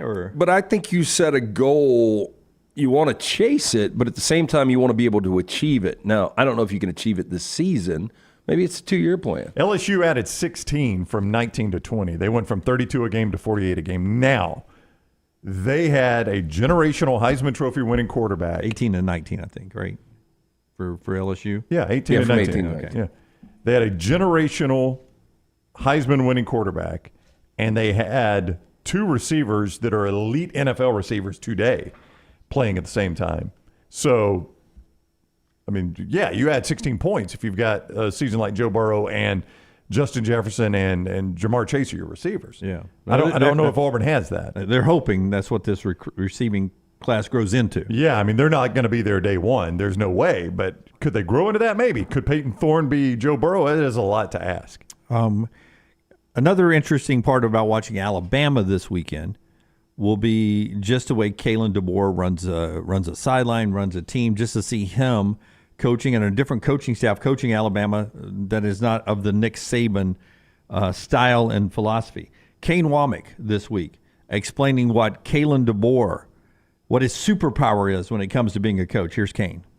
I think one of the things that has always impressed me about Kalen is whether you're game planning or you're hanging out on a back porch in a pool, right, or you're in the fourth quarter in the middle of a big game, he's the same guy, and that is a superpower. It really is for him.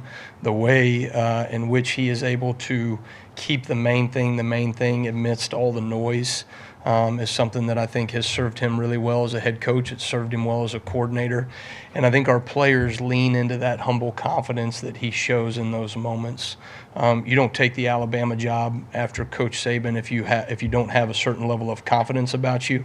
But there's a level of humility that he carries himself that I think, Greg Byrne made the perfect hire, in terms of what Kalen brings to the table for this team.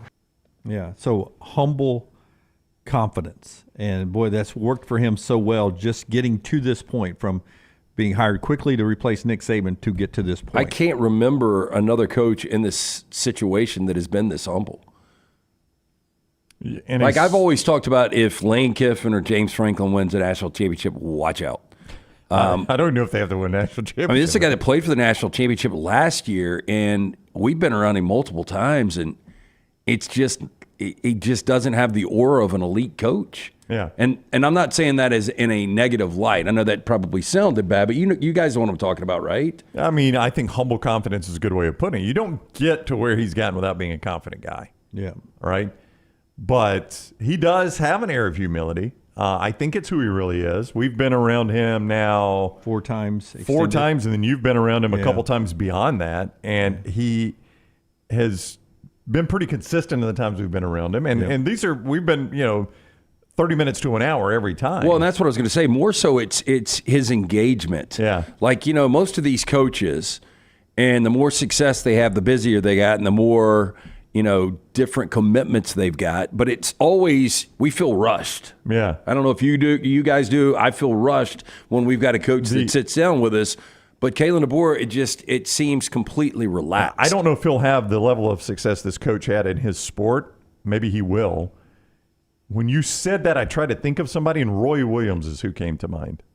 I would say Roy Williams had a humble confidence. Wouldn't you? Yeah. Got that from Dean Smith, who I think. But Roy could be a dick. Could he? Yeah. When? Yep. I saw it plenty of times. Post-game Final Four Saturday. Four Downs is brought to you by our friends at Slice. Sneaky good game in the next segment. And at the top of the hour, we'll get to Fozzy Whitaker. But Four Downs brought to you by the great 5 locations of the best pizza ever invented in Earth. Yeah, pick up a slice and a salad today, a couple of pies to go on your way home. Be the hero. 5 locations, as Dunaway mentioned: Lakeview, Vestavia, Montevallo, Crestline Park. Newest location in Edgewood. Local pizza, local ingredients from the Jaya Special, the Wing and a Prayer, the Hot Mommy. You're going to absolutely love it. For more information, slicebirmingham.com. First down. Okay, better chance of happening. Florida State wins the ACC, or I will give you the combination of these 4 teams for the SEC. Ole Miss, Missouri, Tennessee, and Auburn. Ole Miss, Missouri, Tennessee, Auburn, or Florida State. Already, by the way, if you look at the standings today, 17 of 17 in the ACC. they're behind Cal and Stanford.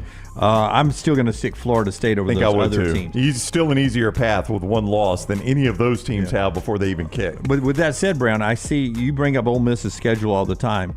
I do see a sexy pick to play for the SEC championship is Ole Miss and Georgia. I mean, there are some people that have not necessarily Ole Miss winning that game, but Ole Miss playing in Atlanta. Well, I mean, for the SEC championship. If Ole Miss wins the games they are favored in, and the same with Missouri, there's a chance those teams are 11-1, and it's going to be hard for them not to be playing in Atlanta. But I think I would agree with you guys. I was hoping to snake Florida State like the 3rd round. because I still think you're getting value. I don't trust DJU, but I think DJU is a solid C+, B- quarterback. They still got talent. Now, the problem comes for them. They host Clemson, and they're at Miami still with zero margin for error probably in terms of playing for the conference championship. Just get in. You don't have to be the best team. You just got to be the second best team. Two conference losses, probably still get in there. And with that said, Brown, I've got a feeling after this weekend you might look at Clemson and Miami and be like, damn, I really don't know how good they are. Yeah. Second down. More total team points this weekend. Auburn versus Alabama A&M or Alabama versus Western Kentucky? I'm going to say that's very close, LT, but I'm going to say Auburn over Alabama A&M. I think Western Kentucky is a FBS team. Alabama A&M is an FCS team. I think there is a chance to prove a point with Hugh Freeze calling plays with... You've got a lot of receivers. You need to get some time with their quarterback. A lot of Peyton Thorne hate in the offseason. Why didn't we change quarterbacks? Can ease a little bit of that going into next week's game. And,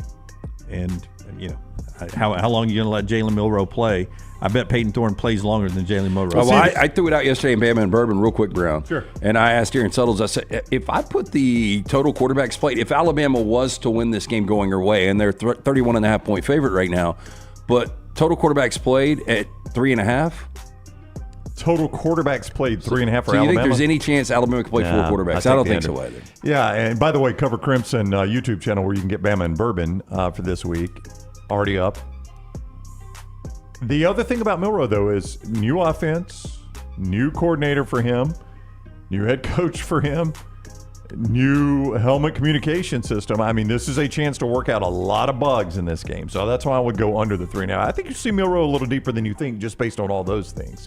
New receivers for him, too. I mean, he's never thrown to Jeremy Bernard in a game. He's never thrown to Ryan Williams in a game. I don't know if this offense can get out of its own way, even with Ty Simpson coming in.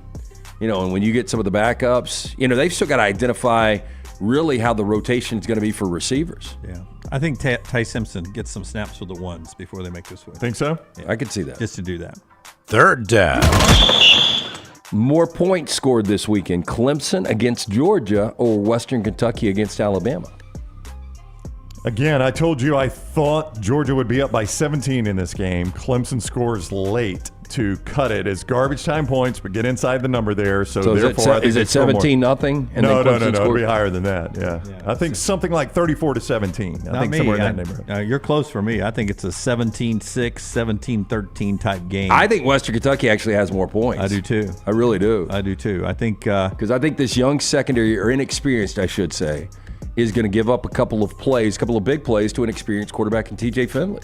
If I was making a score prediction, like our buddy Ryan Fowler likes to do on radio in Tuscaloosa, I'd go Alabama 55, Western Kentucky 17, and I would take Georgia 17-10 over Clemson. I don't think there's any way that game's that low scoring. I think it is. I think it's your best play on the board this weekend. Is Georgia Clemson under? That is my...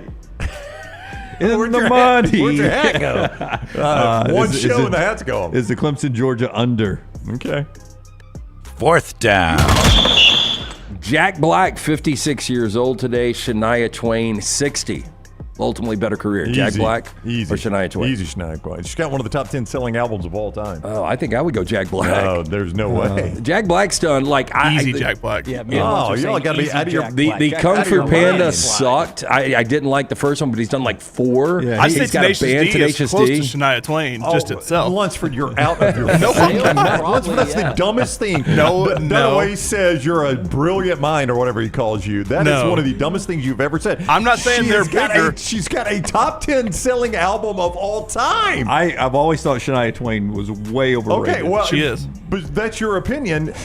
90 million people bought her album. That was a Mutt Lange thing, though. I don't care what it was. And didn't he, correct me if I'm wrong, didn't he start banging her best friend? Something and then like her that, best friend ended up that she was married to Mutt Lange, and then they switched partners, right? Am I right about this? Yeah, and they don't talk anymore? It's possible. No, I think that's right. Really I think you had 2 like supper club couples. Mutt Lange was with Shania Twain, actually made that album what it is. Yeah. He cheated on her with best friend, and then his wife ended up with her husband. I think that's right. Back then, in the album days, they used that as a reference. LT. They were finished playing the A side. They flipped it over to the B side. That's really good. Jack Black is a really talented guy. He annoys the hell out of me at times. Oh, I loved him in Holiday. But I would have to go Jack Black. Shania Twain's album, Come On Over, which I think it's and 10th School of all Rock time. was awesome, by the way, Vol Fantastic. I mean, like School of Meatloaf Rock. sold more albums than the Shania Twain for an album. Does that mean he's the greatest of all time? He's No. he's a better musician than Jack Black. I'd go Meatloaf over Shania Twain. Yeah. Well, I mean, again, Oh yeah, I would too. I would too. I'm just saying Brown probably would. The discussion with Lunceford was who's a better musical group, and it's not even I close. said Tenacious D is close. It's not. And they are close, 1,000%, and his acting career puts him way over One the top. album, Shania sold 30 million. Tenacious D won't sell 30 million downloads their entire career. I don't know. They might actually be close. No. Yeah, I don't Tenacious D. think that's it's close. a novelty band. They're a glorified wedding band, Tenacious D is. That's all they are. It's a novelty. But you're taking out his acting career. Don't turn it Well, into it's just fine, music. but Lunceford was the one that Lunceford was the one said it's closer than you would think musically. It's nowhere close musically. That is Four Downs, brought to you by our friends at Slice. Boy, I love when Four Downs gets controversial. 5 locations, never controversy. Dunaway segue here. When you eat at Slice, you're going to love the 5 locations. Stop in, get it to go, sit down, lunch or dinner this weekend. Great catering options for your football party. Get in and see the Bajaya Brothers. Tell them the next round sent you. Tribute, 212.7 million downloads from Tenacious D. Baby One More Time, 37 million downloads. Wicked Game, 19.6 million downloads. The Metal, 96.1 million downloads. Kickapoo, 101.1 million downloads. Kickapoo's got that much? Yeah, from Tenacious D. Shania Twain had her own movie. That's Oh, she's not. Now, look, career, you've got a discussion. You went music, and it's not even close, Shania Twain. All right, when we come back, sneaky good games of the close. week. Not even a discussion. Sneaky good games of the week. Fuzzy Seller, excuse me. Fuzzy Seller. Fozzy Whitaker. That's unbelievable. What the hell? Go ahead and do it. That's our Gray's mistake of the day. Deadwood of the mistake. Clean up the Deadwood. Fuzzy Zeller, not on the show today. Yeah. Fozzy Whitaker Still is alive, though. Fuzzy's brought to still you by alive. our friends at Gray's Tree Service. Didn't Elvis sing about a fuzzy tree? I'm itching like a man on a fuzzy tree. It all comes full circle if here. you've got some Deadwood, Gray's Tree Service. Hey, we've had plenty of people here at the next round that have had the dying tree in the yard, need to get it extracted. You want to do this before it falls. It could take out a fence. It could take out a house, take out a car. It could take out a family pet. Who knows? Family owned and operated for over 25 years right here in Birmingham. Gray's Tree Removal. They are experts in high-risk tree removals, pruning, soil health treatment to strengthen your trees and plants. Again, I used these guys just a couple of months ago. They came out day of, had everything extracted. I got home, everything was gone. Best in the business, trusted by nearly every golf course in town, the Birmingham Zoo. No competition. These guys are the best. Gray's maintains a fleet of specialized cranes and lifts to get the job done right. They prevent damage to your home. You've probably seen them rolling around town in those nicely wrapped trucks. Call today, 205-281-6100. You can scan that QR code that Scotty put up or visit the website today, graystree.com. Follow The Next Round on Twitter, Instagram, and Facebook at Next Round Live.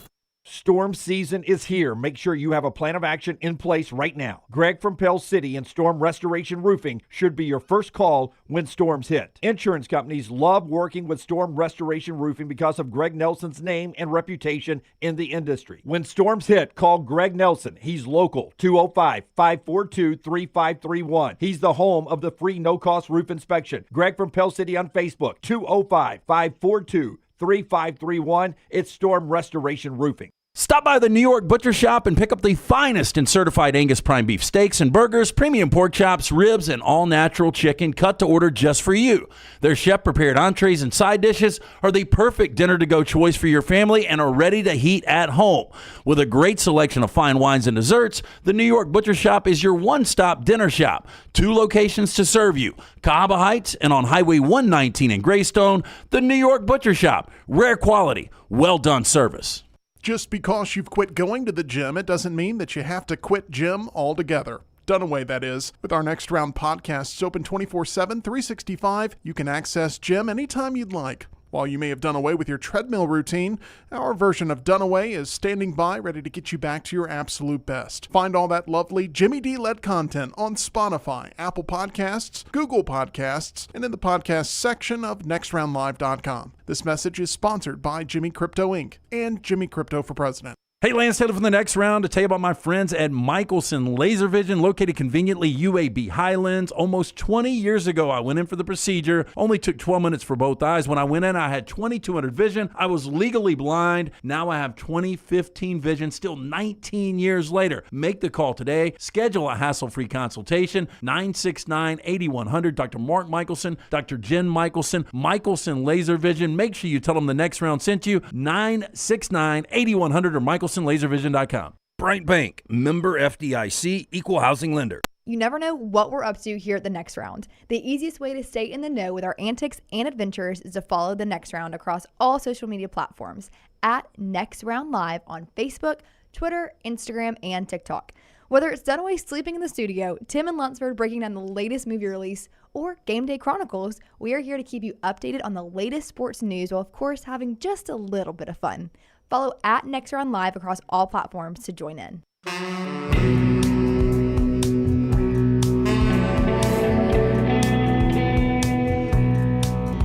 Before we get to Sneaky Good Games, we'll explain that what that is. After LT tells you about CPAP Plus, I had a chance to hang out with Ush yesterday. Rarely did I see him up here, but he was here yesterday.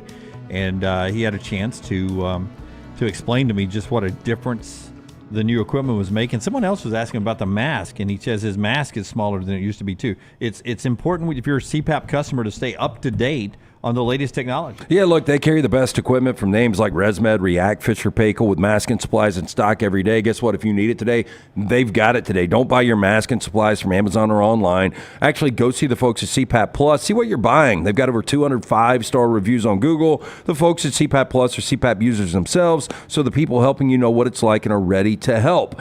Visit any of the 3 convenient locations. Pelham, Highway 280, now open and trustful for a free CPAP checkup, free filters, no appointments needed. Again, just Google CPAP Plus or stop into one of those locations and make sure you tell them the guys from the next round sent you. All right, so we were down at Pirates Cove this past weekend enjoying an ice-cold Bud Light. And LT said, have you ever seen this? This is an Alabama can, an Alabama Bud Light can, a Crimson Bud Light can. And we had not heard anything about it at the time. And then this week I see a newsletter comes out that Bud Light has team cans, 26 of them, for colleges this year that'll be sold in stadiums and at convenience stores in local areas. 26 teams, including the Alabama can that LT had. There's Oklahoma cans, Texas cans, Florida cans, Kentucky cans. I'm trying to remember all the SEC teams that were there. It's not everybody's 26 teams there. So there's a look at some of the cans. That was your can right in the middle by the tall Missouri long neck. East Carolina's in there. There's a little LSU and Arkansas down at the bottom. So Bud Light team cans, 26 of them. I don't know if this, I don't know about you guys, but when I was a kid, I loved collectibles. Yep. And if I would have seen these cans as a kid, my old man was pounding these out with teams on them, I would have wanted to collect them. That's right. Dad, can you get some Iowa State to finish my collection? Probably not, son, but for you, I'd do anything. Sneaky Good Games. This is games that, obviously we know Clemson, Georgia. We know Texas A&M, Notre Dame. We're going to go games that are just maybe a little bit off of Main Street college football and tell you to pay attention to these games. If you're blessed to have multiple TVs or want to throw them into a split box, a game you may want to keep an eye on that could have some impact or some interest. It's a Sneaky Good Game, Tyler, and it's brought to you by our friends at Hydra Live. Hit it, man. The College Football Spotlight. This weekend's Sneaky Good Game. Hey, it is brought to you by our friends at Hydra Live. Today, IV therapy, B12 injections, cryotherapy, compression therapy, all under one roof. You can boost that immune system with Hydra Live therapy. IV therapy treatments packed with nutrients to increase energy, reduce stress and anxiety, boost that immune system, and much more. Ask about memberships as well. Members are rewarded with deep discounts. You basically recoup the IV membership fee in just one visit with a free IV bag per month. 2 locations in Birmingham, Homewood, Highway 119 in Greystone, also Tuscaloosa. Again, very important. You mentioned the next round, 20% off any of those great services. Open daily 9 a.m. to 6 p.m.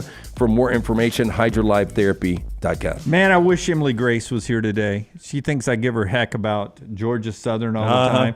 And like her, 3 guarantees on Friday, she had 2 G5s making the college football playoff. I think it'll always be one. Yeah, she's going to be wrong about that. Forever and ever. And the one that could get there, in my opinion, has a little tough opener this weekend. 3 o'clock, ESPNU. Sneaky good game for me. Boise State. That is a really good Bronco. You did a nice job What time did you get here? 5 this morning to draw this? I woke up at 3:30 and could not go back to sleep. Georgia Southern playing host to Boise State. Hashtag gotta get after that academics is what she said. That's at the club. EG says they go for now. 3 o'clock ESPNU. Sneaky good game here. I think Georgia Southern can scare Boise State on their shakedown cruise. Remember the guy, the big, who's the kid from USC that we thought was going to win the job? Didn't win the job, so they're going with the kid who played last year for them. Malachi Nelson. Yeah, is not the starter. No. I think we see Malachi Nelson in this game because the new guy throws up on his shoes. Sneaky good game. Gotta. I am going to go. Everybody's looking for, what do I do without Pac-12 after dark, right? Right, exactly. I'm workshopping Big Ten after 10. I think we're going to get some Big Ten games late on the West Coast there. So the Big Ten after 10 is what you'll have instead of Pac-12 after dark. Portland State, Washington is That's one right. this week on the Big Ten Network. But a former Pac-12 school now in the Big 12 that will have a game after dark. Wyoming is at Arizona State. Yeah. The Cowboys fearing that fort, 9:30 on FS1. Now, last year, Kenny Dillingham's Arizona State team, Kenny Dillingham's an offensive guy, did not quite translate. Did not. 17 points per game. So they can only get better from there. Wyoming wasn't very good offensively either. They've hired Jay Johnson, new offensive coordinator. Guy's an experienced college offensive coordinator. I think both teams a little better on offense this year, and it starts 9:30 Saturday night on FS1. The Cowboys of Wyoming leave Laramie to go to the desert. Fear the Fork as they take on Arizona State. My sneaky good game. Oh, I forgot to draw. It's Hawaii. Is it Hawaii? I'm not getting sucked into the drawings every week. But that is UCLA Hawaii. It's a good game. That's not what I said. That was the upset alert yesterday. I go 6:30 primetime NBC, Michigan, Sharon Moore. Are you serious about Week this? 1 against Fresno State. Now, let's not forget, unfortunately, in the offseason, Jeff Tedford stepped down. So you've got an interim coach and Tim Skipper taking over. But Mikey Keene is a veteran quarterback. You've got a really good running back in Malik Sherrod. I just think Fresno's speed could give them a little issue. I think Michigan's defense is going to be really good, but there's going to be a lot of pressure to try to figure out who that quarterback is, whether it's Jack Tuttle or Alex Orji. A lot of different things going on. Week 1 for Sharon Moore. I think Fresno State can make this somewhat interesting. Yeah, not calling for an upset. Just interesting enough to pay attention to on main I actually NBC. don't even know if I want an upset. I would feel so bad for Sharon Moore would too. if you were to lose it. There are some guys I just don't want them to actually lose one of these games. Michigan's a 3-touchdown favorite. They're favored by 21. So I doubt there's going to be an upset. You're just saying could be interesting in the fourth quarter. Vol Fan 205, sneaky good game, UNLV at Houston. UNLV is a sleeper G5 playoff team. I would expect UNLV to win that game on the road, 6 o'clock on FS1. I mean, they're only a 2.5-point underdog. Yeah, I'd expect the Running Rebs to win that game. All right, when we come back, we'll give you a little sampling of the Nick Saban commercial that's I want out to there. see this. Everybody's going crazy about it. It is so funny.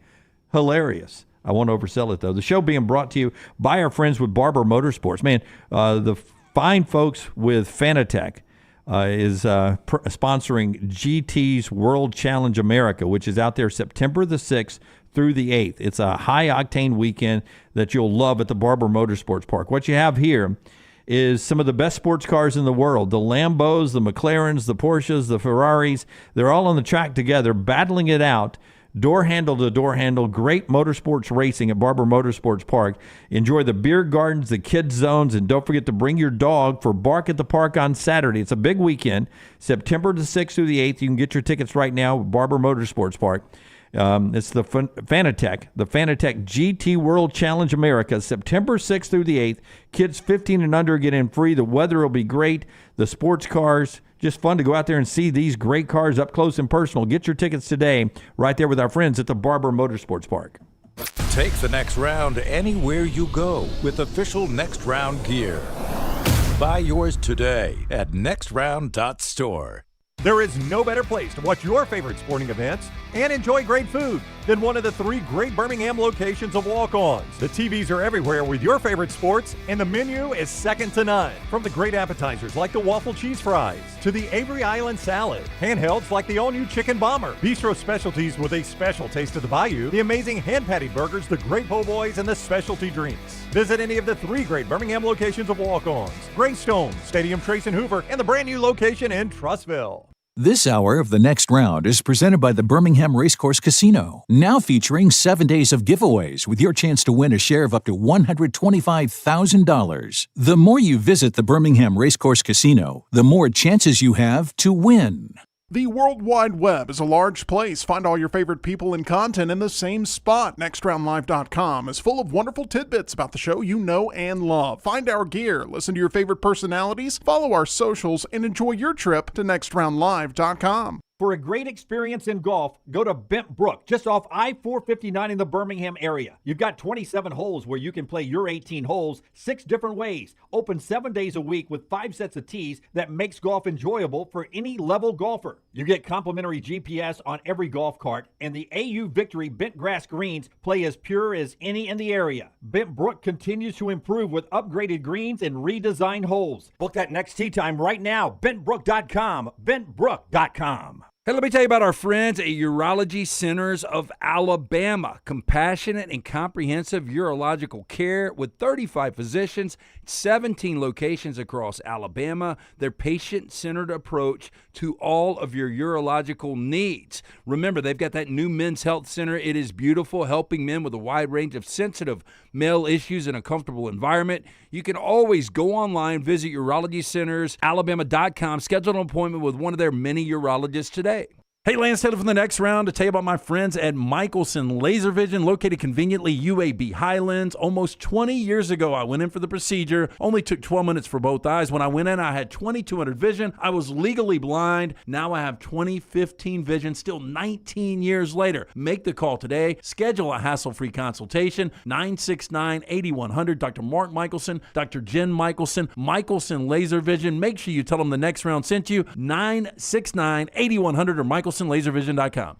When on YouTube, you constantly hear requests to please like and subscribe. Well, here at Disrupt Media, we aren't going to play that game. Those demands are frankly outdated. So we just want you to hit like or subscribe. It's like a choose-your-own-adventure novel. Pick a path, hit like, or hit subscribe. It's your call. We don't care which, just pick one. Or go to Roll Tide Pods and do it. Or War Damn Pods. Or the Disrupt Media YouTube channel. Or the Meltdown. Just make a decision and stick with it. Like or subscribe, the choice is yours.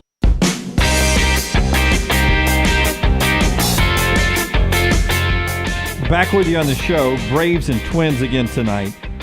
This afternoon at 12:10, just after noon, Kansas City and Cleveland play each other. They start today tied atop the American League Central, and they get a little day baseball between the co-leaders in the American League Central as we get ready to flip the calendar to September.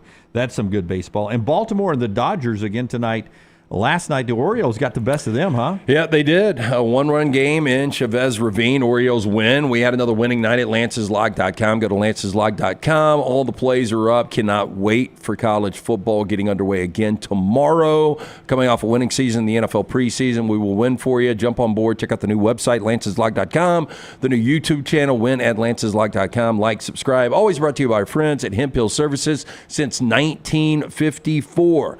The name Birmingham is trusted for all of your plumbing, cooling, and heating issues. Call Adam, Chad, Andrew, the guys there. Hard to stop a train. Tell them the next round sent you. For more information, 205-229-2090 or hemphillservices.com. All right. Is it Verbo, Forrester? It's Verbo? Okay.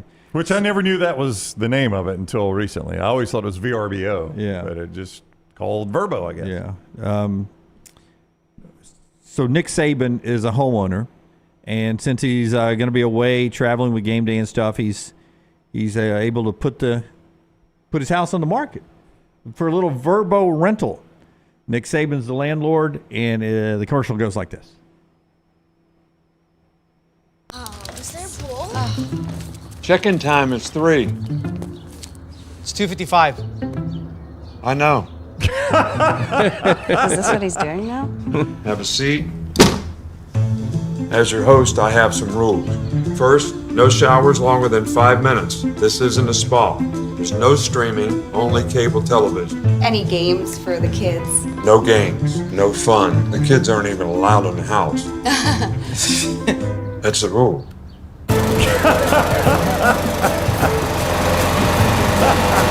There's a great barbecue outside, but don't touch that.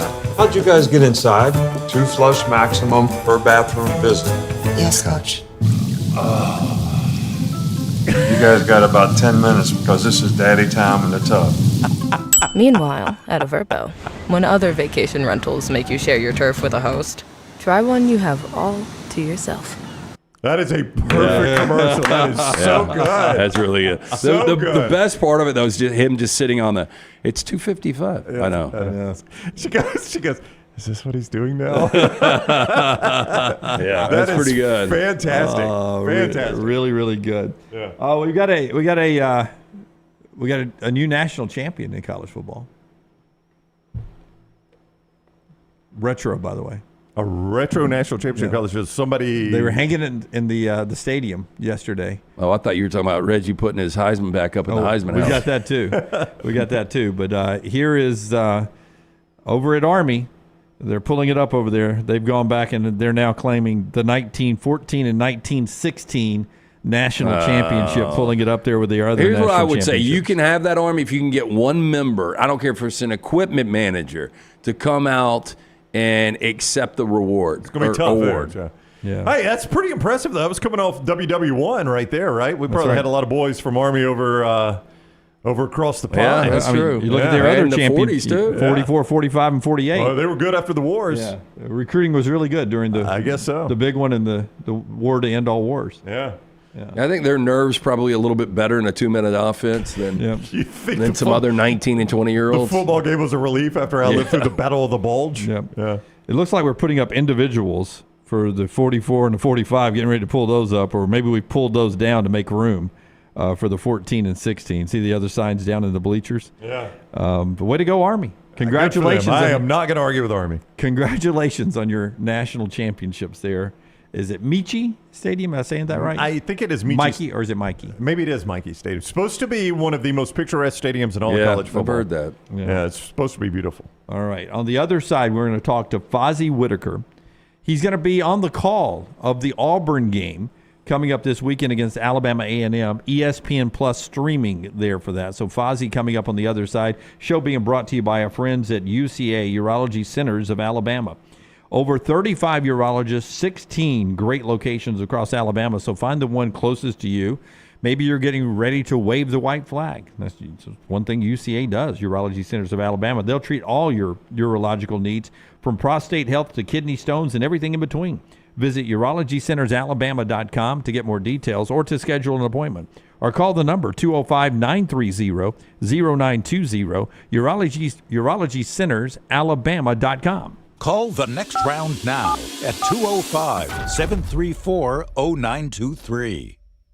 If renting is putting a dent in your bank account, here's your sign from the universe that it's time to buy a new home. And who better to help you through the ins and outs of home buying than our friends at Mortgage Right. With Mortgage Right, you don't have to worry about becoming a short notice mortgage expert because they do all the heavy lifting for you. They're trusted mortgage professionals, and they'll help you choose the right mortgage option and stand by your side every step of the way. Visit mortgageright.com/TNR to buy before renting runs you dry. That's mortgageright.com/TNR. NMLS 2239, Equal Housing Lender. Man, I love a good meal. I'm Jim Dunaway. A good meal is what you get with my friend Sterling at Champy's Chicken on Highway 119 in Alabaster. We're talking great southern fried chicken, wonderful sides, hand-cut chicken fingers, po' boys, and those Mississippi Delta recipe tamales. You got a perfect menu for everybody. Champy's Chicken is perfect for watching the big game, or taking a meal to the lake house, down to the coast, or stay in the restaurant and dine in a great atmosphere. It's all made fresh to order right there on 119 in Alabaster, Champy's Chicken.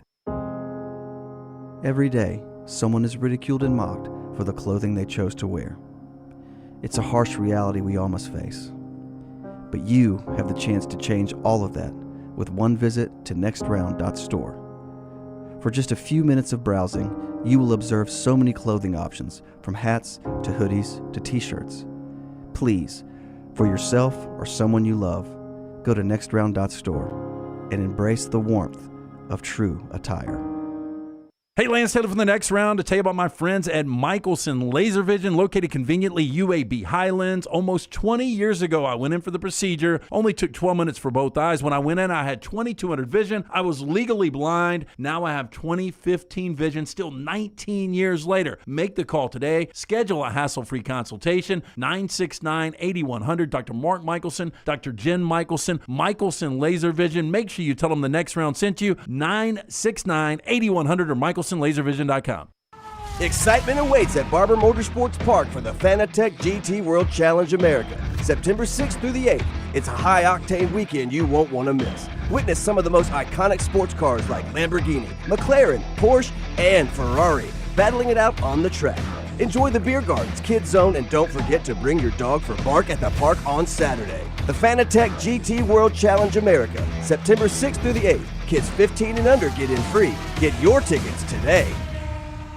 Follow Next Round Live on Twitter, Instagram, Facebook, and YouTube. The social media team at Next Round Live is dedicated to giving you daily news conferences and practice video from UAB, Alabama, Auburn, and around college football. Follow and compare to the sites you used to visit. You'll also get the latest highlights and news from the Next Round Daily Show. Turn on the notifications so you don't miss a thing. Next Round Live on Twitter, Instagram, Facebook, and YouTube. See more at nextroundlive.com. Jim Dunaway, Lance Taylor, Ryan Brown, and Rockstar. Live from the Birmingham Racecourse Casino Studios, the next round, presented by Bud Light, is on now. Make a deal tomorrow at 11 o'clock. We fire up the keg over here to kick off football season. All right. Well, I don't know if you noticed this keg's been floated. So I have got our friends from Adams are bringing 2 new kegs up tomorrow at 12. Oh. So we can do it Friday. Friday at 11. We've got some bottles up here. Oh, well. They've stocked. Yeah. They've kept us well stocked in the bottles. They drink good, don't they? They drink good. Yeah. Coca-Cola Zero for me now. Brown's got the Diet Coke. Thanks to our great sponsors. Let's get some more football conversation going. Don't forget, SEC football starts Thursday night. ESPNU, Arkansas and Pine Bluff in Arkansas. And on the SEC network, Murray State in Missouri. ESPN on Friday, Temple in Oklahoma, and then the rest of the games on Saturday, including Auburn. Yeah, Auburn takes on Alabama A&M, but it will be on ESPN Plus, and in the booth will be a new friend of ours, Fozzy Whitaker, the Texas great now with ESPN. Welcome back, Fozzy, on the show. How are you today? I am doing fantastic. Can you all hear me well? Yes, sir. Yeah, perfect. Just fine. Just fine. Looking good, sounding good. Ready to go. Let's test that microphone again. Sir. Give me a big roll tide. Let's test that thing out. Wow. I don't know if I can say all that. we had this conversation last time I was at the SEC Media Day, so I can't go that far. But I will say it's my first time I get to travel to Auburn. It's my first time traveling to an SEC football game, and being able to be at this one in particular, I think, is a really cool experience. Like you mentioned, first time in the booth as well, but I get to take in the game from a different perspective, right? I've always played on the football field as a player. You're usually going into a hostile environment and it's you against the world. But being in the broadcast booth, not necessarily having a dog in the fight and just calling it from the standpoint of viewing it. Obviously, I'm working, but I get to see it from a fan's perspective or from a fan's viewpoint, get to take in all of the pageantry of what makes college football what it is. Going to get an opportunity to see the War Eagle, 88,000 strong, going to be there. It's a sold-out crowd, night game, first game. I'm just truly excited to be on the plains and hear and see how Jordan-Hare Stadium kind of stacks up to any of the venues that I have been to prior from a player perspective. We have got an NIL deal with Peyton Thorne. We had him on the show yesterday, and he's a kid that you can see his confidence growing. He's got a lot of experience, obviously, going back to the Big Ten days at Michigan State. When you watch former film on Peyton Thorne, what are some things that stand out that make you believe he could possibly have a breakout year this year? Yeah, one of the things that I was very interested in was his leadership role and the leadership dynamic. And last year, being on the team for the first time and the first-year starter, that leadership role kind of was assumed, but it necessarily wasn't like understood that he was the top dog, the alpha dog, like he was going to be the guy that made Auburn what they were under Hugh Freeze's first year. What I've noticed, even just from spring and some of the clippings that I've noticed from practice and the way that people have talked about him in interviews, is that this team is his. This offense is his. Everything is going to run through him.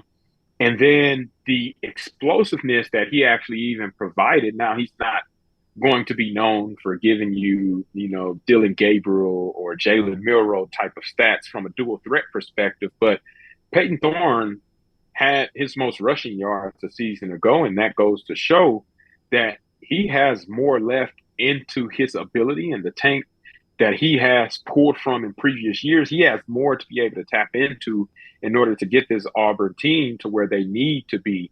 And I think offensively, you look at his cast of characters around him. Obviously, he has great running backs, 1, 2, 3 punch with all of those guys. And obviously, Jarquez Hunter is the spearhead at the running back position. But it's a ton of new faces at the receiver position. You got some chemistry and camaraderie with your tight end.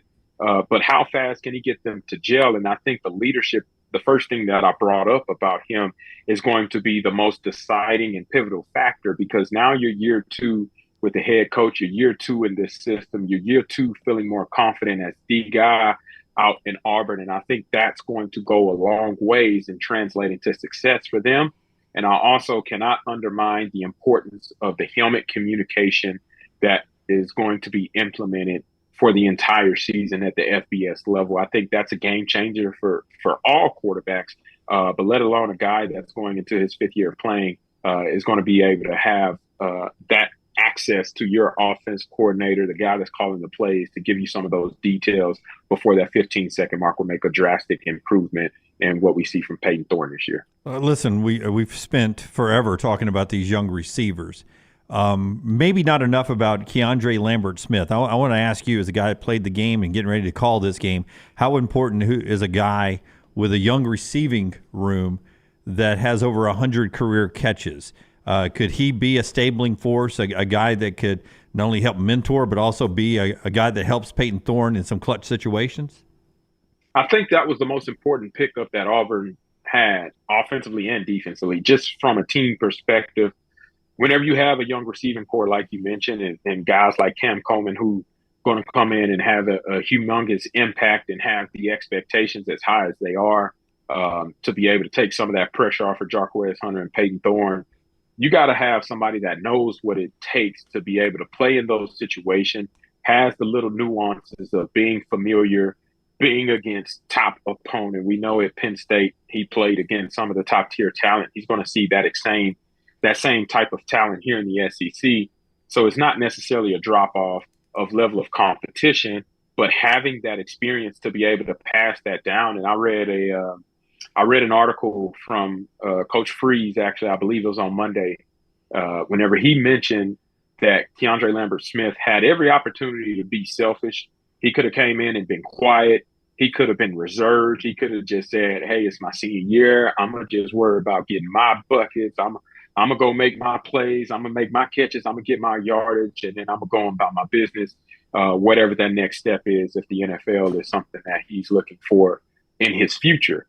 But Coach Freeze made it a point to reference that the time spent that Dre spends with these young receivers saying, hey, these are things that we do after practice. He's getting with them, telling them about steps, the number of steps it takes to run on certain routes. Whenever you get in this coverage, be expecting to do this counter move whenever they pose this type of threat against you, and having that type of leadership and unselfish nature from a leadership perspective by Dre is what truly stands out to me, and what you want to see whenever you're assimilating a team that's going to need to rely on some of these transfers to make big plays throughout the course of the season. So I thought that was something that stood out to me the most, was probably his greatest impact might not be felt in his production, which I expect him to have a very productive season, but it might be what he does off the field and helping these young guys develop as a second receivers coach, as a guy that's proven and shown he can do it,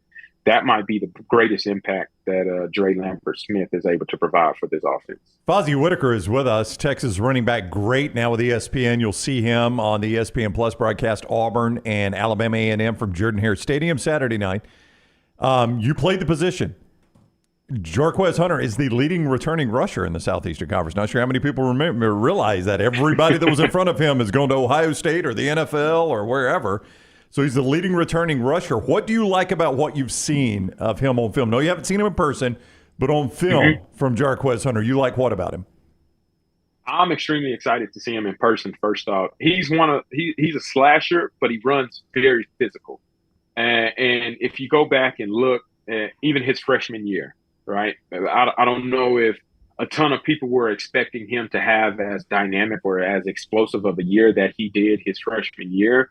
But that's whenever he burst on the scene. And I was like, okay, you caught my attention. Let's see what else you got. Then last year, like you mentioned, he comes on, he does what he does, leading returning rusher, selected all SEC, first team at the running back position going into the preseason. It goes to show you more people are starting to notice his game.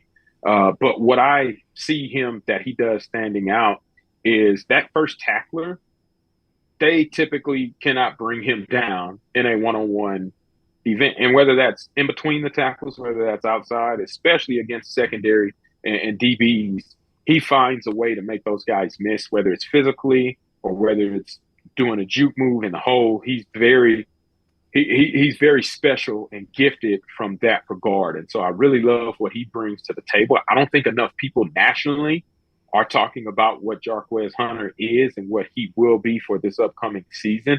And I know Auburn is trying to figure out their identity in year number 2. But I think we all know that identity runs with how strong of a running back group this team has. And Jarquez Hunter is the spearhead for that. But they got 3 capable guys that can go. And I think that's where you start to really see the rotation and the depth really rely on, who has the hot hand, who's going to be that top dog. Jarquez Hunter is going to be that top dog, but having that depth really helps. And I'm truly amazed by what he's been able to accomplish over the past couple of years. And I believe he's poised for a big season where we know about him on the conference level, we know about him locally, but now on the national level, he'll start getting that attention where so many people not necessarily familiar with his game will be able to see him on full display this year. Fozzy on the other side of the ball, 4th and 31, basically put the nail in the coffin for Ron Roberts, defense coordinator last year. DJ Durkin comes in, guy that's had a lot of experience, especially in the SEC. What's the outlook for this Auburn defense this year? It's very, very new.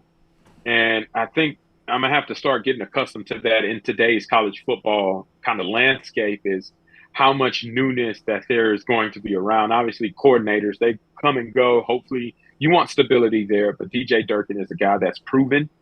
He also has a very exotic type of scheme that he likes to run whenever he's feeling it. I don't know how much we'll see in week number 1 this upcoming Saturday, but as you get through the course of the season, you'll start seeing some of those exotic packages that he's rolled out while he was at Texas A&M. I expect that to continue while he's at Auburn. But it's quite a few faces that are new to the program that'll be in key or starting positions for this Auburn defense. And I think the biggest hurdle in today's time is being able to get those guys to gel and getting that chemistry as fast as possible. We talked about offensively the leadership that Keandre Lambert-Smith is able to showcase. Right. I haven't necessarily heard that on the defensive side about a transfer. Right. They have already leaders on that team that are going to show up and show out. Eugene Asante is one of the best ones to do it in the conference and if not in the country. But the transfers going to have to play a pivotal part in Auburn's success in year number 1, just because there are so many new faces that they have in those kind of prove it roles and those starting type of position. So I'm expecting there to be some slight growing pains. I'm not saying that they're going to be bad, but I do believe early on that they're going to have to figure out how to gel and mesh together just because they haven't played together and they're under a first-year coordinator that's still learning who they are, learning their identity as they play. So as they continue to go against opposing teams, they'll get to truly find out who they are, where their identity is, and kind of what they want to major in from a defensive front. But I'm excited for it. Like I said, DJ Durkin provides a ton of experience. He also has a ton of success that comes with his name. So I don't expect that transition period where they're getting adjusted to each other to last very long.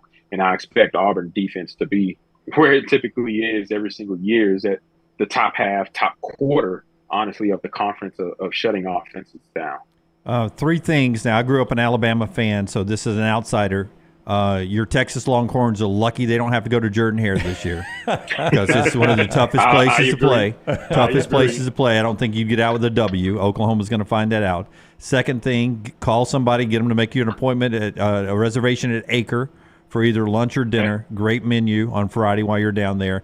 And then this is going to get me hate in the chat room. I think Tiger Walk is better than the Eagle Flying. I really do. Tiger Walk in a big game. And the first game will be out there. You can do both, though. You can do both, but I plan on doing both. Okay. So I plan on doing all of that. A lot of people have walks, right? Walk of Champions, and Walk of Champions is good, but they're sort of spaced out. It's a big area for Alabama to walk in because they have so many championships that they're walking over. So it's a wider space. But Auburn in a big game, it looks like the players aren't going to make it through the streets to get to the stadium. They're so packed in there. There's so much energy. It's the best walk of all the walks in college football. So make sure you take time to get out of the press box and go watch the Tiger Walk. It is really, really good. Absolutely will do that. I look forward to the entire atmosphere. A couple of the people that we have already been in contact with, they are taking us out to eat on Friday. So I'm going to have to try to find when I can fit in. You said it's Acres, right? Yeah, I'll text you all this, Fozzy. I'll text you. Yeah, he's our food guy. He's our food guy. That's right. Yeah. Even better. Yeah. Even better. So then I get to experience it all. But that's what I'm here for, right? I want to get the college experience. I want to know what it's like being in this type of atmosphere. I've heard about it for so many years. I've been able to witness it from afar, obviously virtually through TV.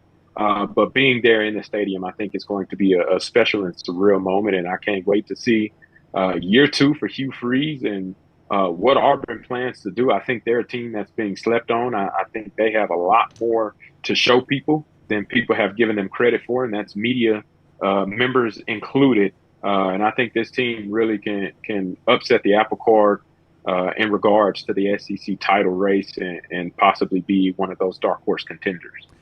All right, Fozzy Whitaker, you'll see him Saturday night on the game. If you want to go follow him on Twitter, we recommend you do that, at Fozzy Whit, and he will be down at Jordan-Hare at Auburn and maybe Acre and some other great places, and Tiger Walk and all that. So say hello to him when you're down there. Fozzy, thank you very much for the time. We greatly appreciate it. I appreciate y'all having me on, man. Y'all have a great rest of the week. And week 1 football is here, baby. Cannot wait, baby. We love it. Thank you, Fozzy. Take care. Fozzy with us on the JohnstonRVCenter.com hotline. I forgot how did Fozzy do in our game tossing out at SEC? I thought he was pretty good, right? Did he get some cash? Yeah. Can't remember if he hit the bucket or not. I don't think so. Did we even get a chance for him to throw? Yeah. Oh, I can't remember. Yeah, Fozzy threw. Yeah.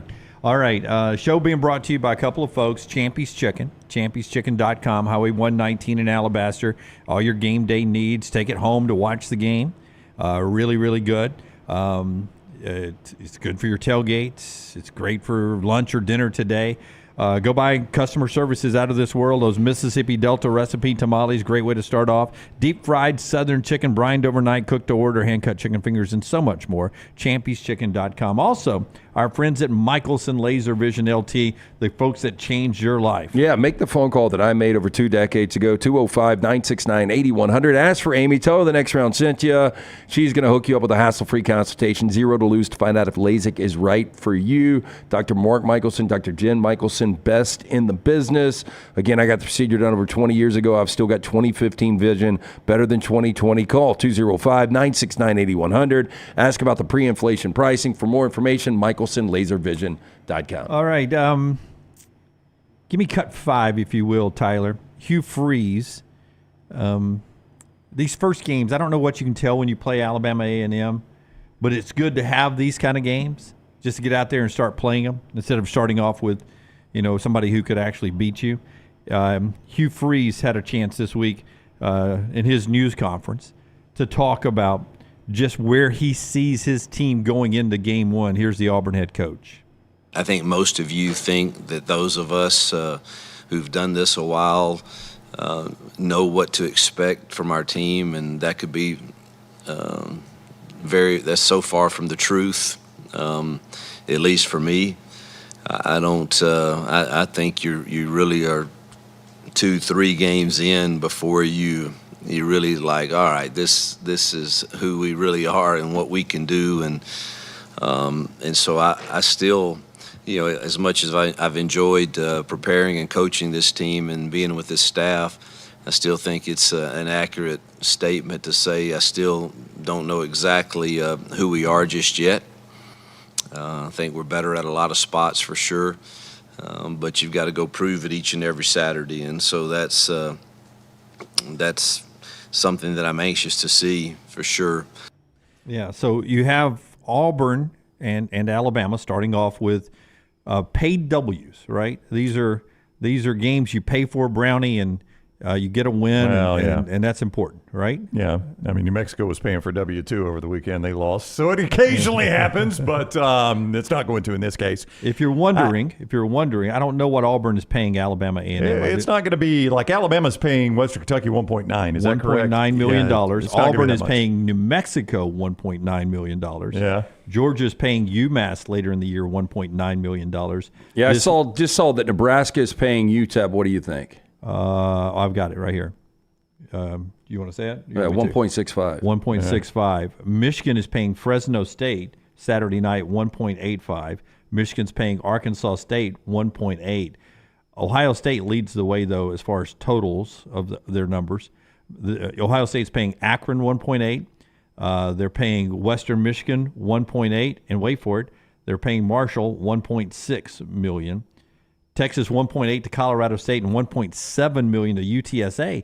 I mean, San Antonio to Austin, travel-wise, UTSA, they're pocketing more money than some of these schools There's are. no doubt. They can do day of if they wanted to. I've made that drive. It's not that bad from Austin to San Antonio, only an hour and a half. Yeah, those are some big I mean, back when you got $1 million for a game, when the Sun Belt actually got together and said, let's don't play these SEC teams on the cheap. They've got the money. Let's make a minimum $1 million. And now we're almost to $2 million games here. Yeah. It's crazy. Yeah, I don't know what Alabama A&M will get. It's not that much. I think for Auburn, this is a chance to see what these receivers look like under the lights. That is what every Auburn fan I know is most excited about on this game Saturday night, Lance. The reason they'll buy a ticket and drive to Jordan-Hare, or they'll tune in and see Fozzy and the crew do the game, is they want to see these receivers with their own two eyes. I've not talked to one Auburn fan that isn't part of what they want to see. Now, there won't be player props available at different betting sites for that game just because it's Alabama A&M.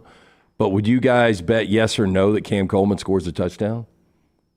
I would bet yes. My gut tells me too. Perry Thompson's going to have the best game of the newcomers. Yeah, That's I'm just saying that. I just think Cam Coleman will score a touchdown. If that were a prop, I would go yes on that prop. Yeah, me too. One more before we take a break. Tyler, if you'll give me cut number 9. On what we were just talking about, these payment games. Dabo Swinney this week at his news conference told an interesting story. Steve Spurrier was the coach at South Carolina at the time. Dabo, of course, was at Clemson. And they both lost opening games. Dabo picks up the story. I don't think we've had a home opener since 19 maybe. So then not only that, I mean, you look around the country and you go, boy, it'd be nice to maybe have a little, I remember, I think I told y'all, Coach Spurrier called me one time. We both got beat in and matter of fact, it was the Georgia game. We played Georgia in 14, and he called me on that. And I think they played Texas A&M and just got boat raced the whole game, like all 4 quarters. And it's this classic Spurrier. Still got the voicemail. And he calls me, and he's just like, and then I call him back, and he's just like, yeah, I don't know why we schedule these games. I tell you, I just don't know. We go play that team over here down the road, get a little win, everybody's happy, get to work out some of them problems, because there's going to be some problems. Yeah, I don't know why we schedule these games like this right out of the gate, and he says, yeah, but hey, look, I'm just calling you. Yeah, it looked like y'all got your ass kicked for, 1 quarter. We got ours kicked for 4 quarters, but hey, just wanted to tell you, hey, just keep your head up. A long season ahead. We'll keep moving. Classic Spurrier. So maybe one of these days we'll have one of them little openers. We can make some mistakes and still win and go get better. But this ain't one of them. You make mistakes in this one, you get beat. That's not a bad Spurrier, by the way. Yeah, first off, wasn't awful. I tell you, how do you feel about that? Do you like a monumental game like Clemson and Georgia out of the gate, or would you rather have an Alabama A&M and a Western Kentucky? I mean, I think actually for Clemson, it's not a bad spot because the expectation if they play this game now, if they play this game in November, it's going to be for Georgia to win and probably win by double digits.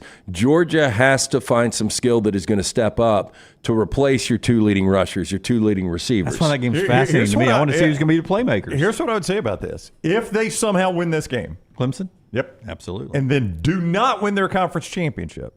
He is going to be super thankful they played this game. That's right. Because that could get them in the playoffs. That's right. You win this one and finish ACC runner-up, you probably have got an at-large bid. Depending on who else you lose to, probably keeps you ahead of the second-place team in the Big 12. Yeah. Or the fifth-place team in the SEC. Now, it's an unlikely scenario, but it could happen if they lose this game and their only loss is the ACC championship game. Virginia Tech upsets them or something like that in the ACC championship. I think the Lance, they're in the playoffs with this win. Yeah. If they run the rest of their schedule. Yep. Daniel says we're overplaying and that Georgia has plenty of skill to fill in there. Maybe they do. I'm sure they do. I'm just saying it's not experience skill. Yeah.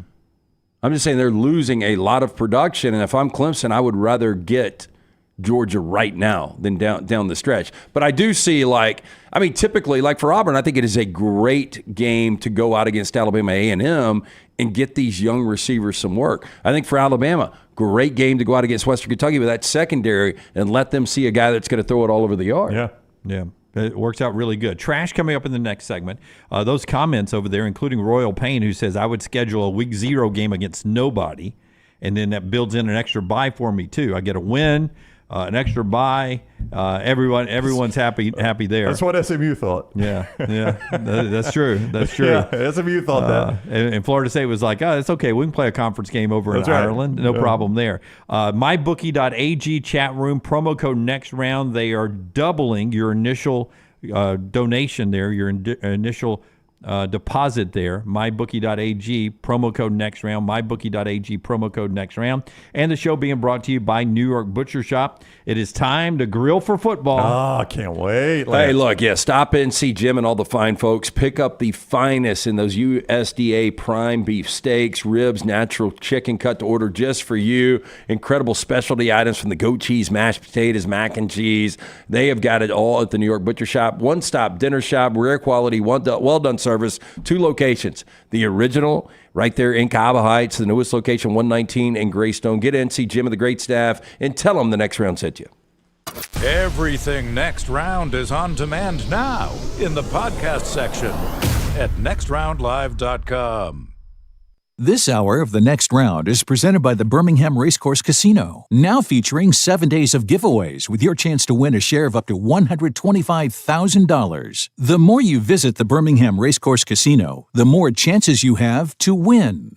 There is no better place to watch your favorite sporting events and enjoy great food than one of the 3 great Birmingham locations of Walk-Ons. The TVs are everywhere with your favorite sports, and the menu is second to none. From the great appetizers like the waffle cheese fries, to the Avery Island salad, handhelds like the all-new Chicken Bomber, bistro specialties with a special taste of the Bayou, the amazing hand-patty burgers, the great po' boys, and the specialty drinks. Visit any of the 3 great Birmingham locations of Walk-Ons: Greystone, Stadium Trace and Hoover, and the brand new location in Trussville.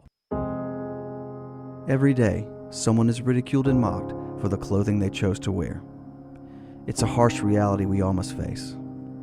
But you have the chance to change all of that with one visit to nextround.store. For just a few minutes of browsing, you will observe so many clothing options, from hats to hoodies to t-shirts. Please, for yourself or someone you love, go to nextround.store and embrace the warmth of true attire. Buying that perfect home is one of the most important financial decisions you'll ever make, so it's crucial that you have the right partner to help you through the process. Hi, I'm Lisa Zeig, Vice President Mortgage Loan Officer for Bryant Bank, and I'm here to tell you that we are that partner, making it easy to buy with confidence. We offer a variety of mortgage products to fit your unique home buying situation. That kind of hassle-free approach might not be what you'd expect from a bank, but it's exactly what you can expect from us. Give me a call today or visit one of our 18 offices across the state of Alabama and let me show you what banking beyond expectation is all about. Hey, you. School's coming back. Time to gear up. And at New Balance Birmingham, we know what's up. Before hitting the books, check out the looks. Come together at New Balance Birmingham on Highway 280, right next to Chick-fil-A. New Balance Birmingham, we got now. Hang out with the next round on the go. Whether you're driving to work, running errands, sitting on the beach, or you just need a break from the real world, we can keep you company. Check out the next round, Mystery Fifth Hour, and our other shows on your favorite podcast app. We'll meet you there. Are you tired of buying your CPAP mask and supplies online only to be disappointed? It's time to visit CPAP Plus, your locally owned and operated CPAP shop that prides itself on personal service. Come see what you're buying at CPAP Plus with 3 convenient locations in Pelham, Highway 280, and now open in Trustful. Drop by for a free CPAP checkup and free filters, no appointment needed. Plus, sign up for their giveaway for a chance to win a free travel CPAP machine. Just Google CPAP Plus or visit any of those 3 locations. Here,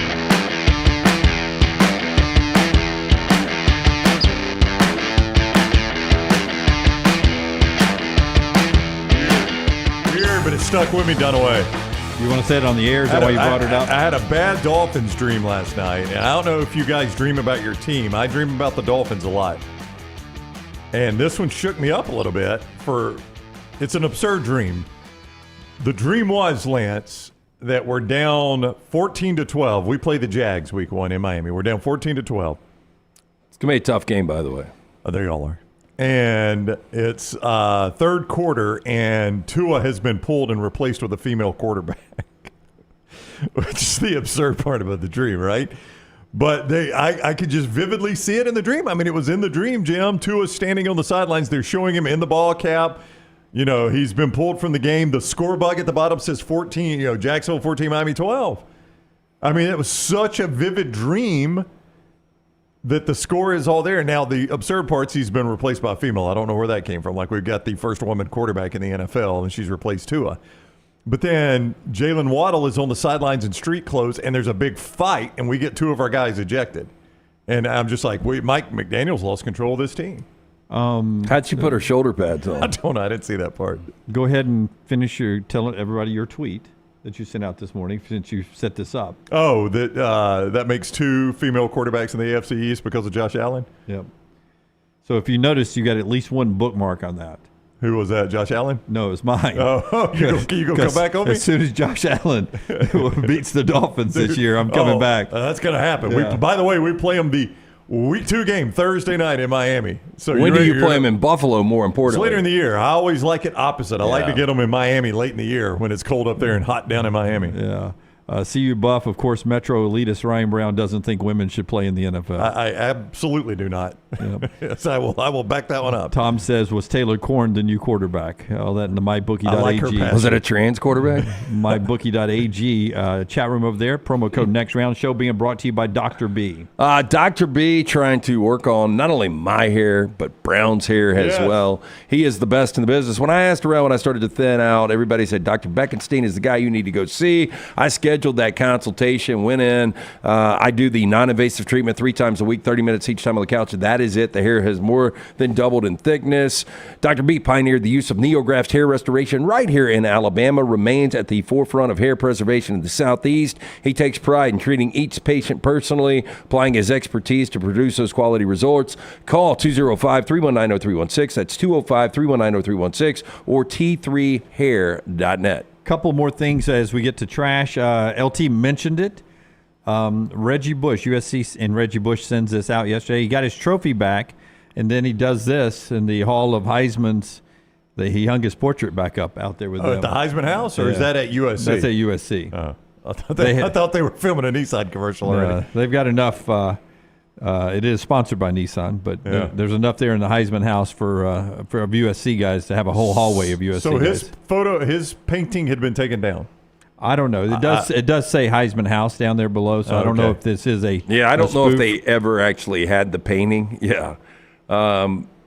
I did hear somebody nationally talking about that Reggie Bush should have never been reinstated as far as his Heisman. So silly. Should have never been taken down. Dumbest thing. And then the other thing I have for you is UCF's uniforms for Thursday nights. Is it Thursday nights they play New Hampshire? I think it is Thursday night game. They're Drip U uniforms, they're calling this. Drip U. Sounds like something our former intern would say. Yeah, no, absolutely, Jack Poole. Yeah. Yeah, I don't like this. All black with the script Knights on the side. Don't like it at all. Looks like a very bad, high school. Yeah, looks like a movie that couldn't get rights to the NFL stuff. That's right. It's like the Sharks. Yep. Or it's like the prison. The prisoners are playing the guards. That's right. And they come out in those uniforms. The what? Mean Machine. The Mean Machine. Yes, I do not like those uniforms. Yeah, so that's what they're wearing in their first game. All right, Trash Time brought to you by Mortgage Right. Big Button is standing right under the left pointer finger of Tyler, and he is ready to hit it right now. Well, shit. What are y'all doing? This is awful. It's still March. How many days in March? LT's Trash is presented by Mortgage Right. Mortgages done the right way. It is buying season. Our friends at Mortgage Right here to help. Veteran founded here in Birmingham, offer loans throughout the country. While the area they serve may have grown, their commitment to Birmingham and veterans has not changed. Before you take the next steps on a new purchase or refinance, talk with the team at Mortgage Right. No cost or obligation to find out what you qualify for. You can get more information. Go to their website, mortgageright.com. Call the Highway 280 office in Birmingham, 205-900-7200, NMLS 2239, Equal Housing Lender. Police say a man from Baltimore, Maryland, wore a ghillie suit in an attempt to sneak into a U.S. penitentiary in Lewisburg. This is not going to stand out at all. What is a ghillie suit? I don't know what it looks like. Kind of the camo that's almost like Swamp Thing like. Okay. Yeah. So he wears this trying to sneak in. Yeah, James Smith, 36 years old, arrested around 1:30 a.m. on August 14th after prison staff spotted him crawling over a fence on the prison grounds. Trooper Nathan Wenzel said staff saw Smith crawling in a ghillie suit with a black duffel bag, according to the affidavit. The fence was posted with no trespassing signs. Now, police believe Smith wore the ghillie suit to evade prison staff and conceal himself.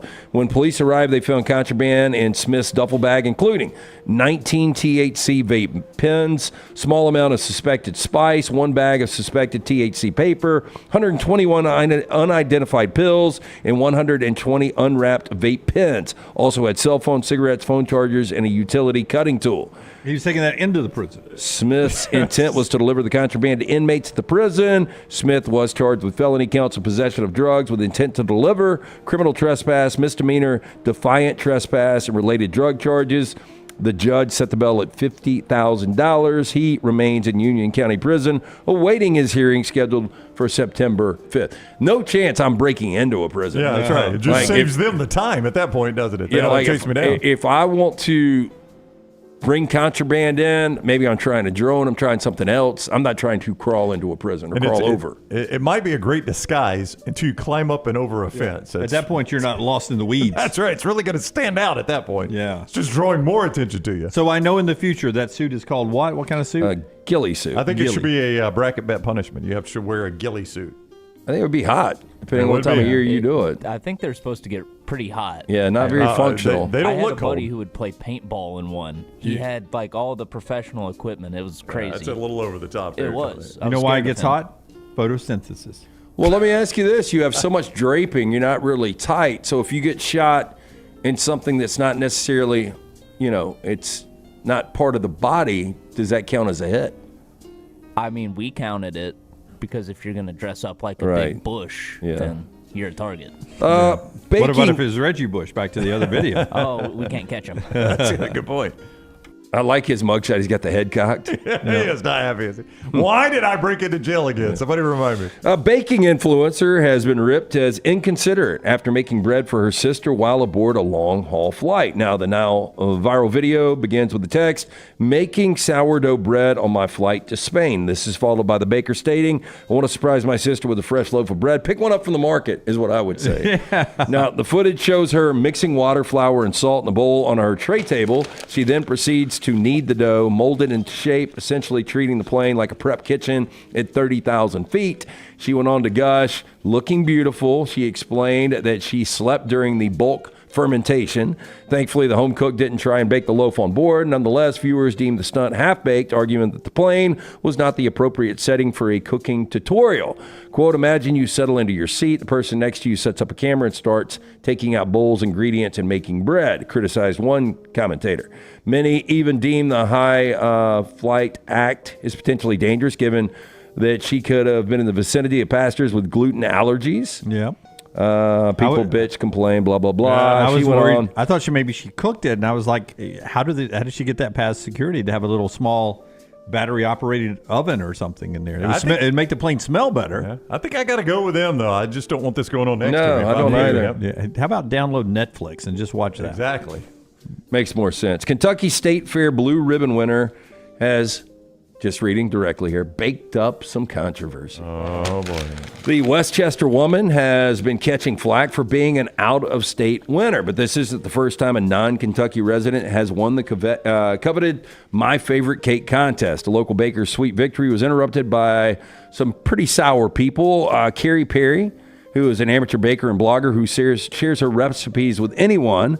She won the blue ribbon for her peachy Kentucky cake. It was peach cake. Sounds pretty good. Is this vanilla, an actual photo?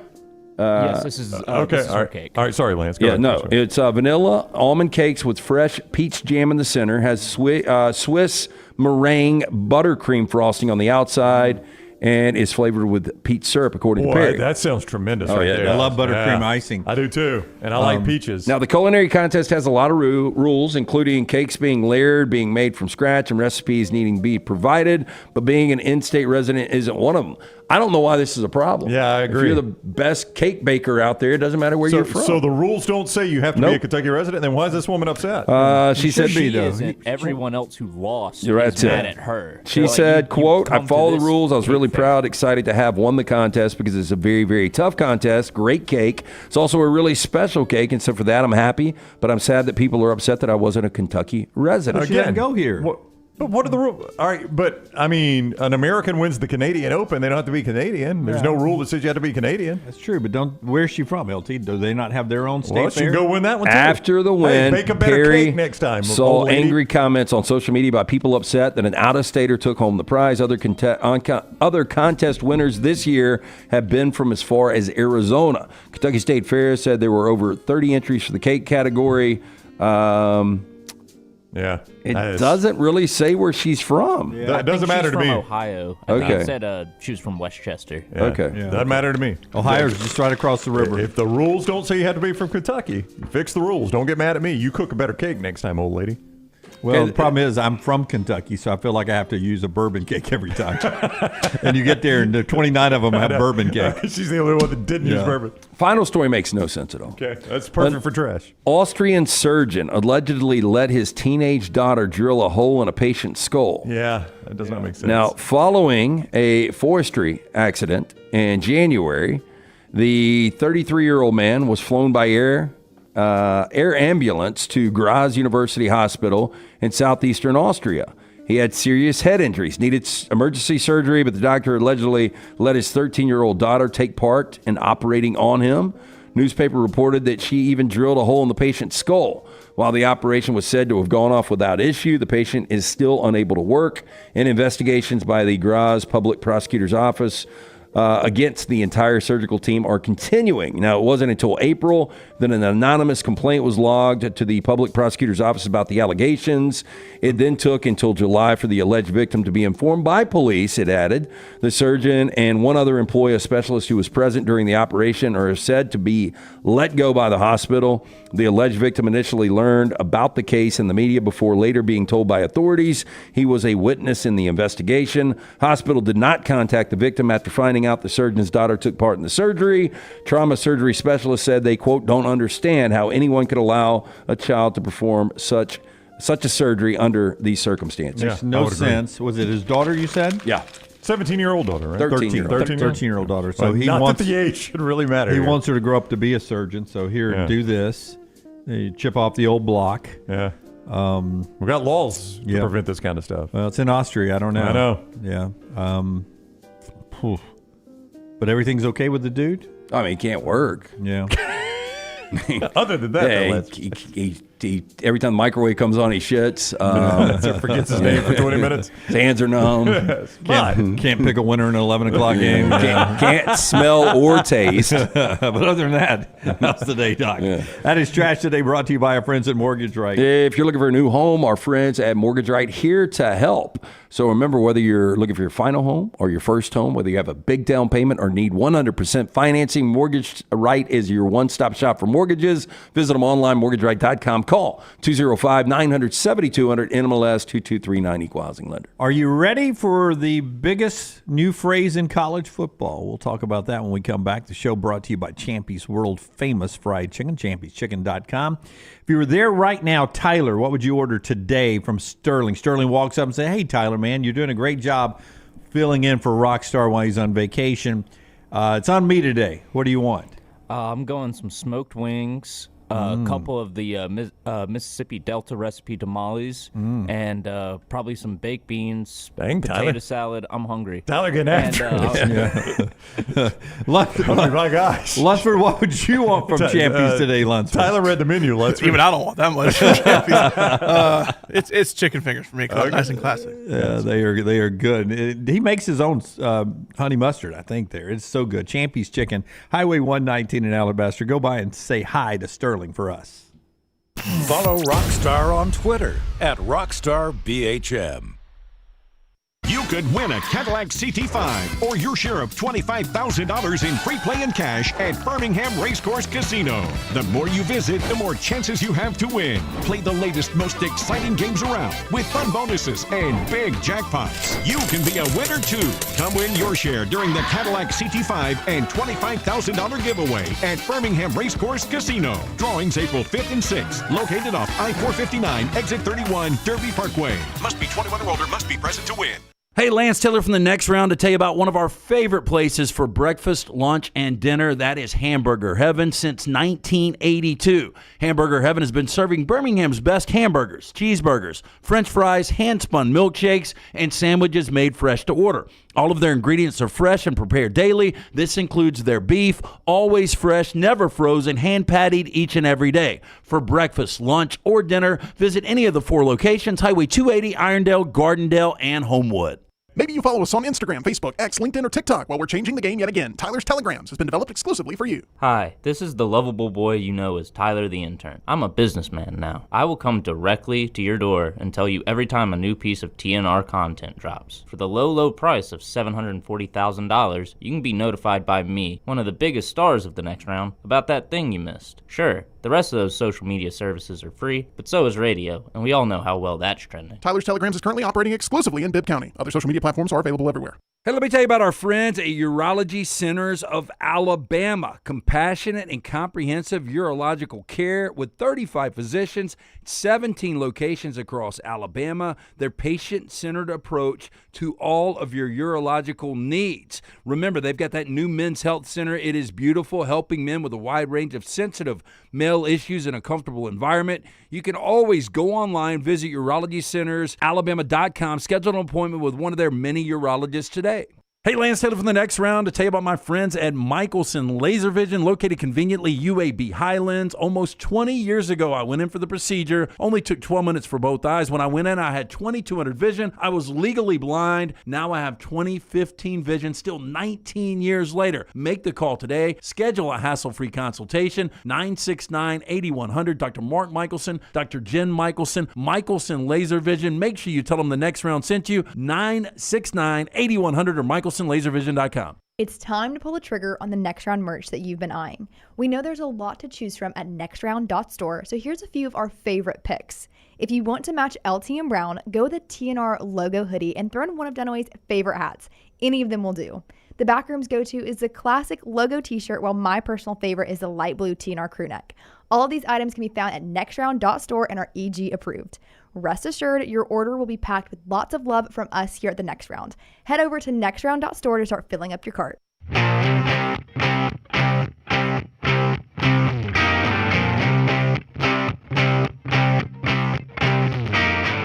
Final segment of the show today, as we get ready for the final night without football in this long extended holiday weekend, Labor Day weekend coming up.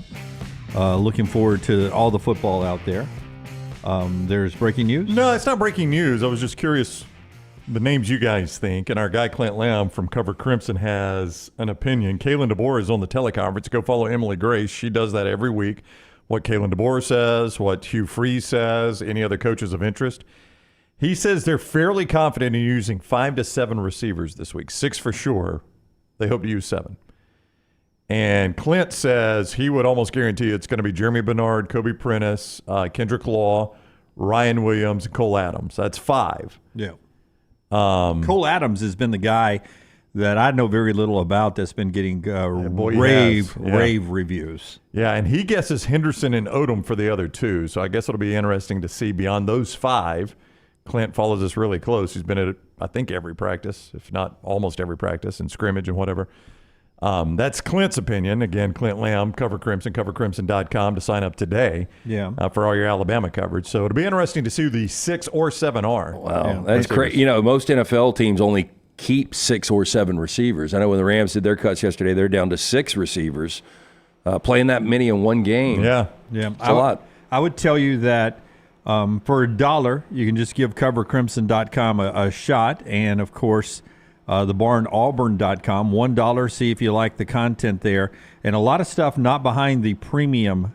What's the phrasing again, Tyler? The phrasing I use, premium content. Premium content. The premium content is behind. You pay for that. It's premium. But we have a lot of a premium wall. We have a lot of not. I'm trying not to use the word wall. I noticed.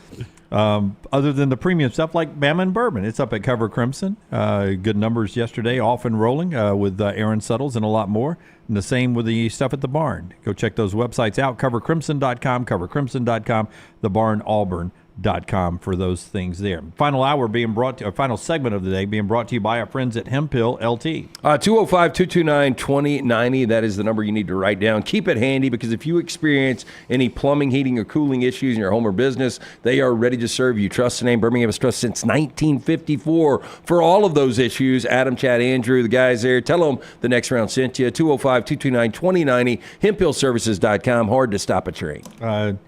Jason, the mybookie.ag chat room, new phrase in college football catching fire this year. It's daddy time in the tub from the Nick Saban commercial. That was pretty good.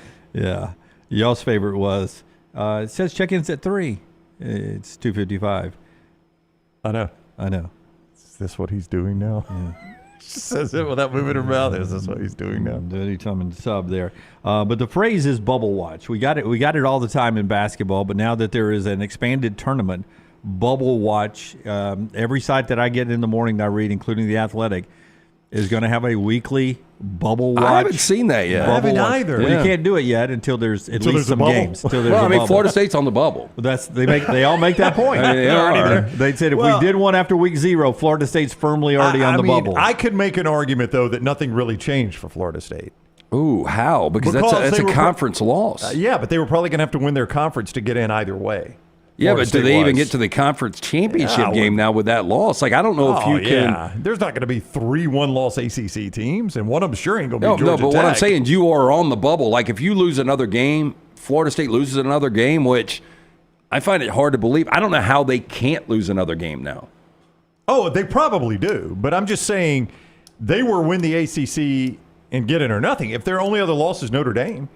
Yeah, I'll just say this, but I mean, based on the Florida State team we saw this past weekend, we hadn't seen Clemson yet, we hadn't seen Miami, but do you believe we hadn't seen Notre Dame or Florida?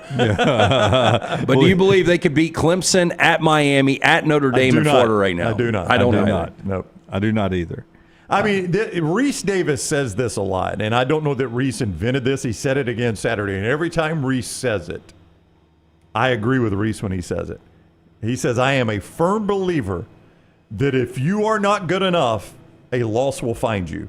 Iowa is a good example of this. I don't think Iowa is a playoff team, but we talk about Iowa. They're going to be 11-1 probably going into the playoffs or going into the conference championship weekend. They can make the playoffs.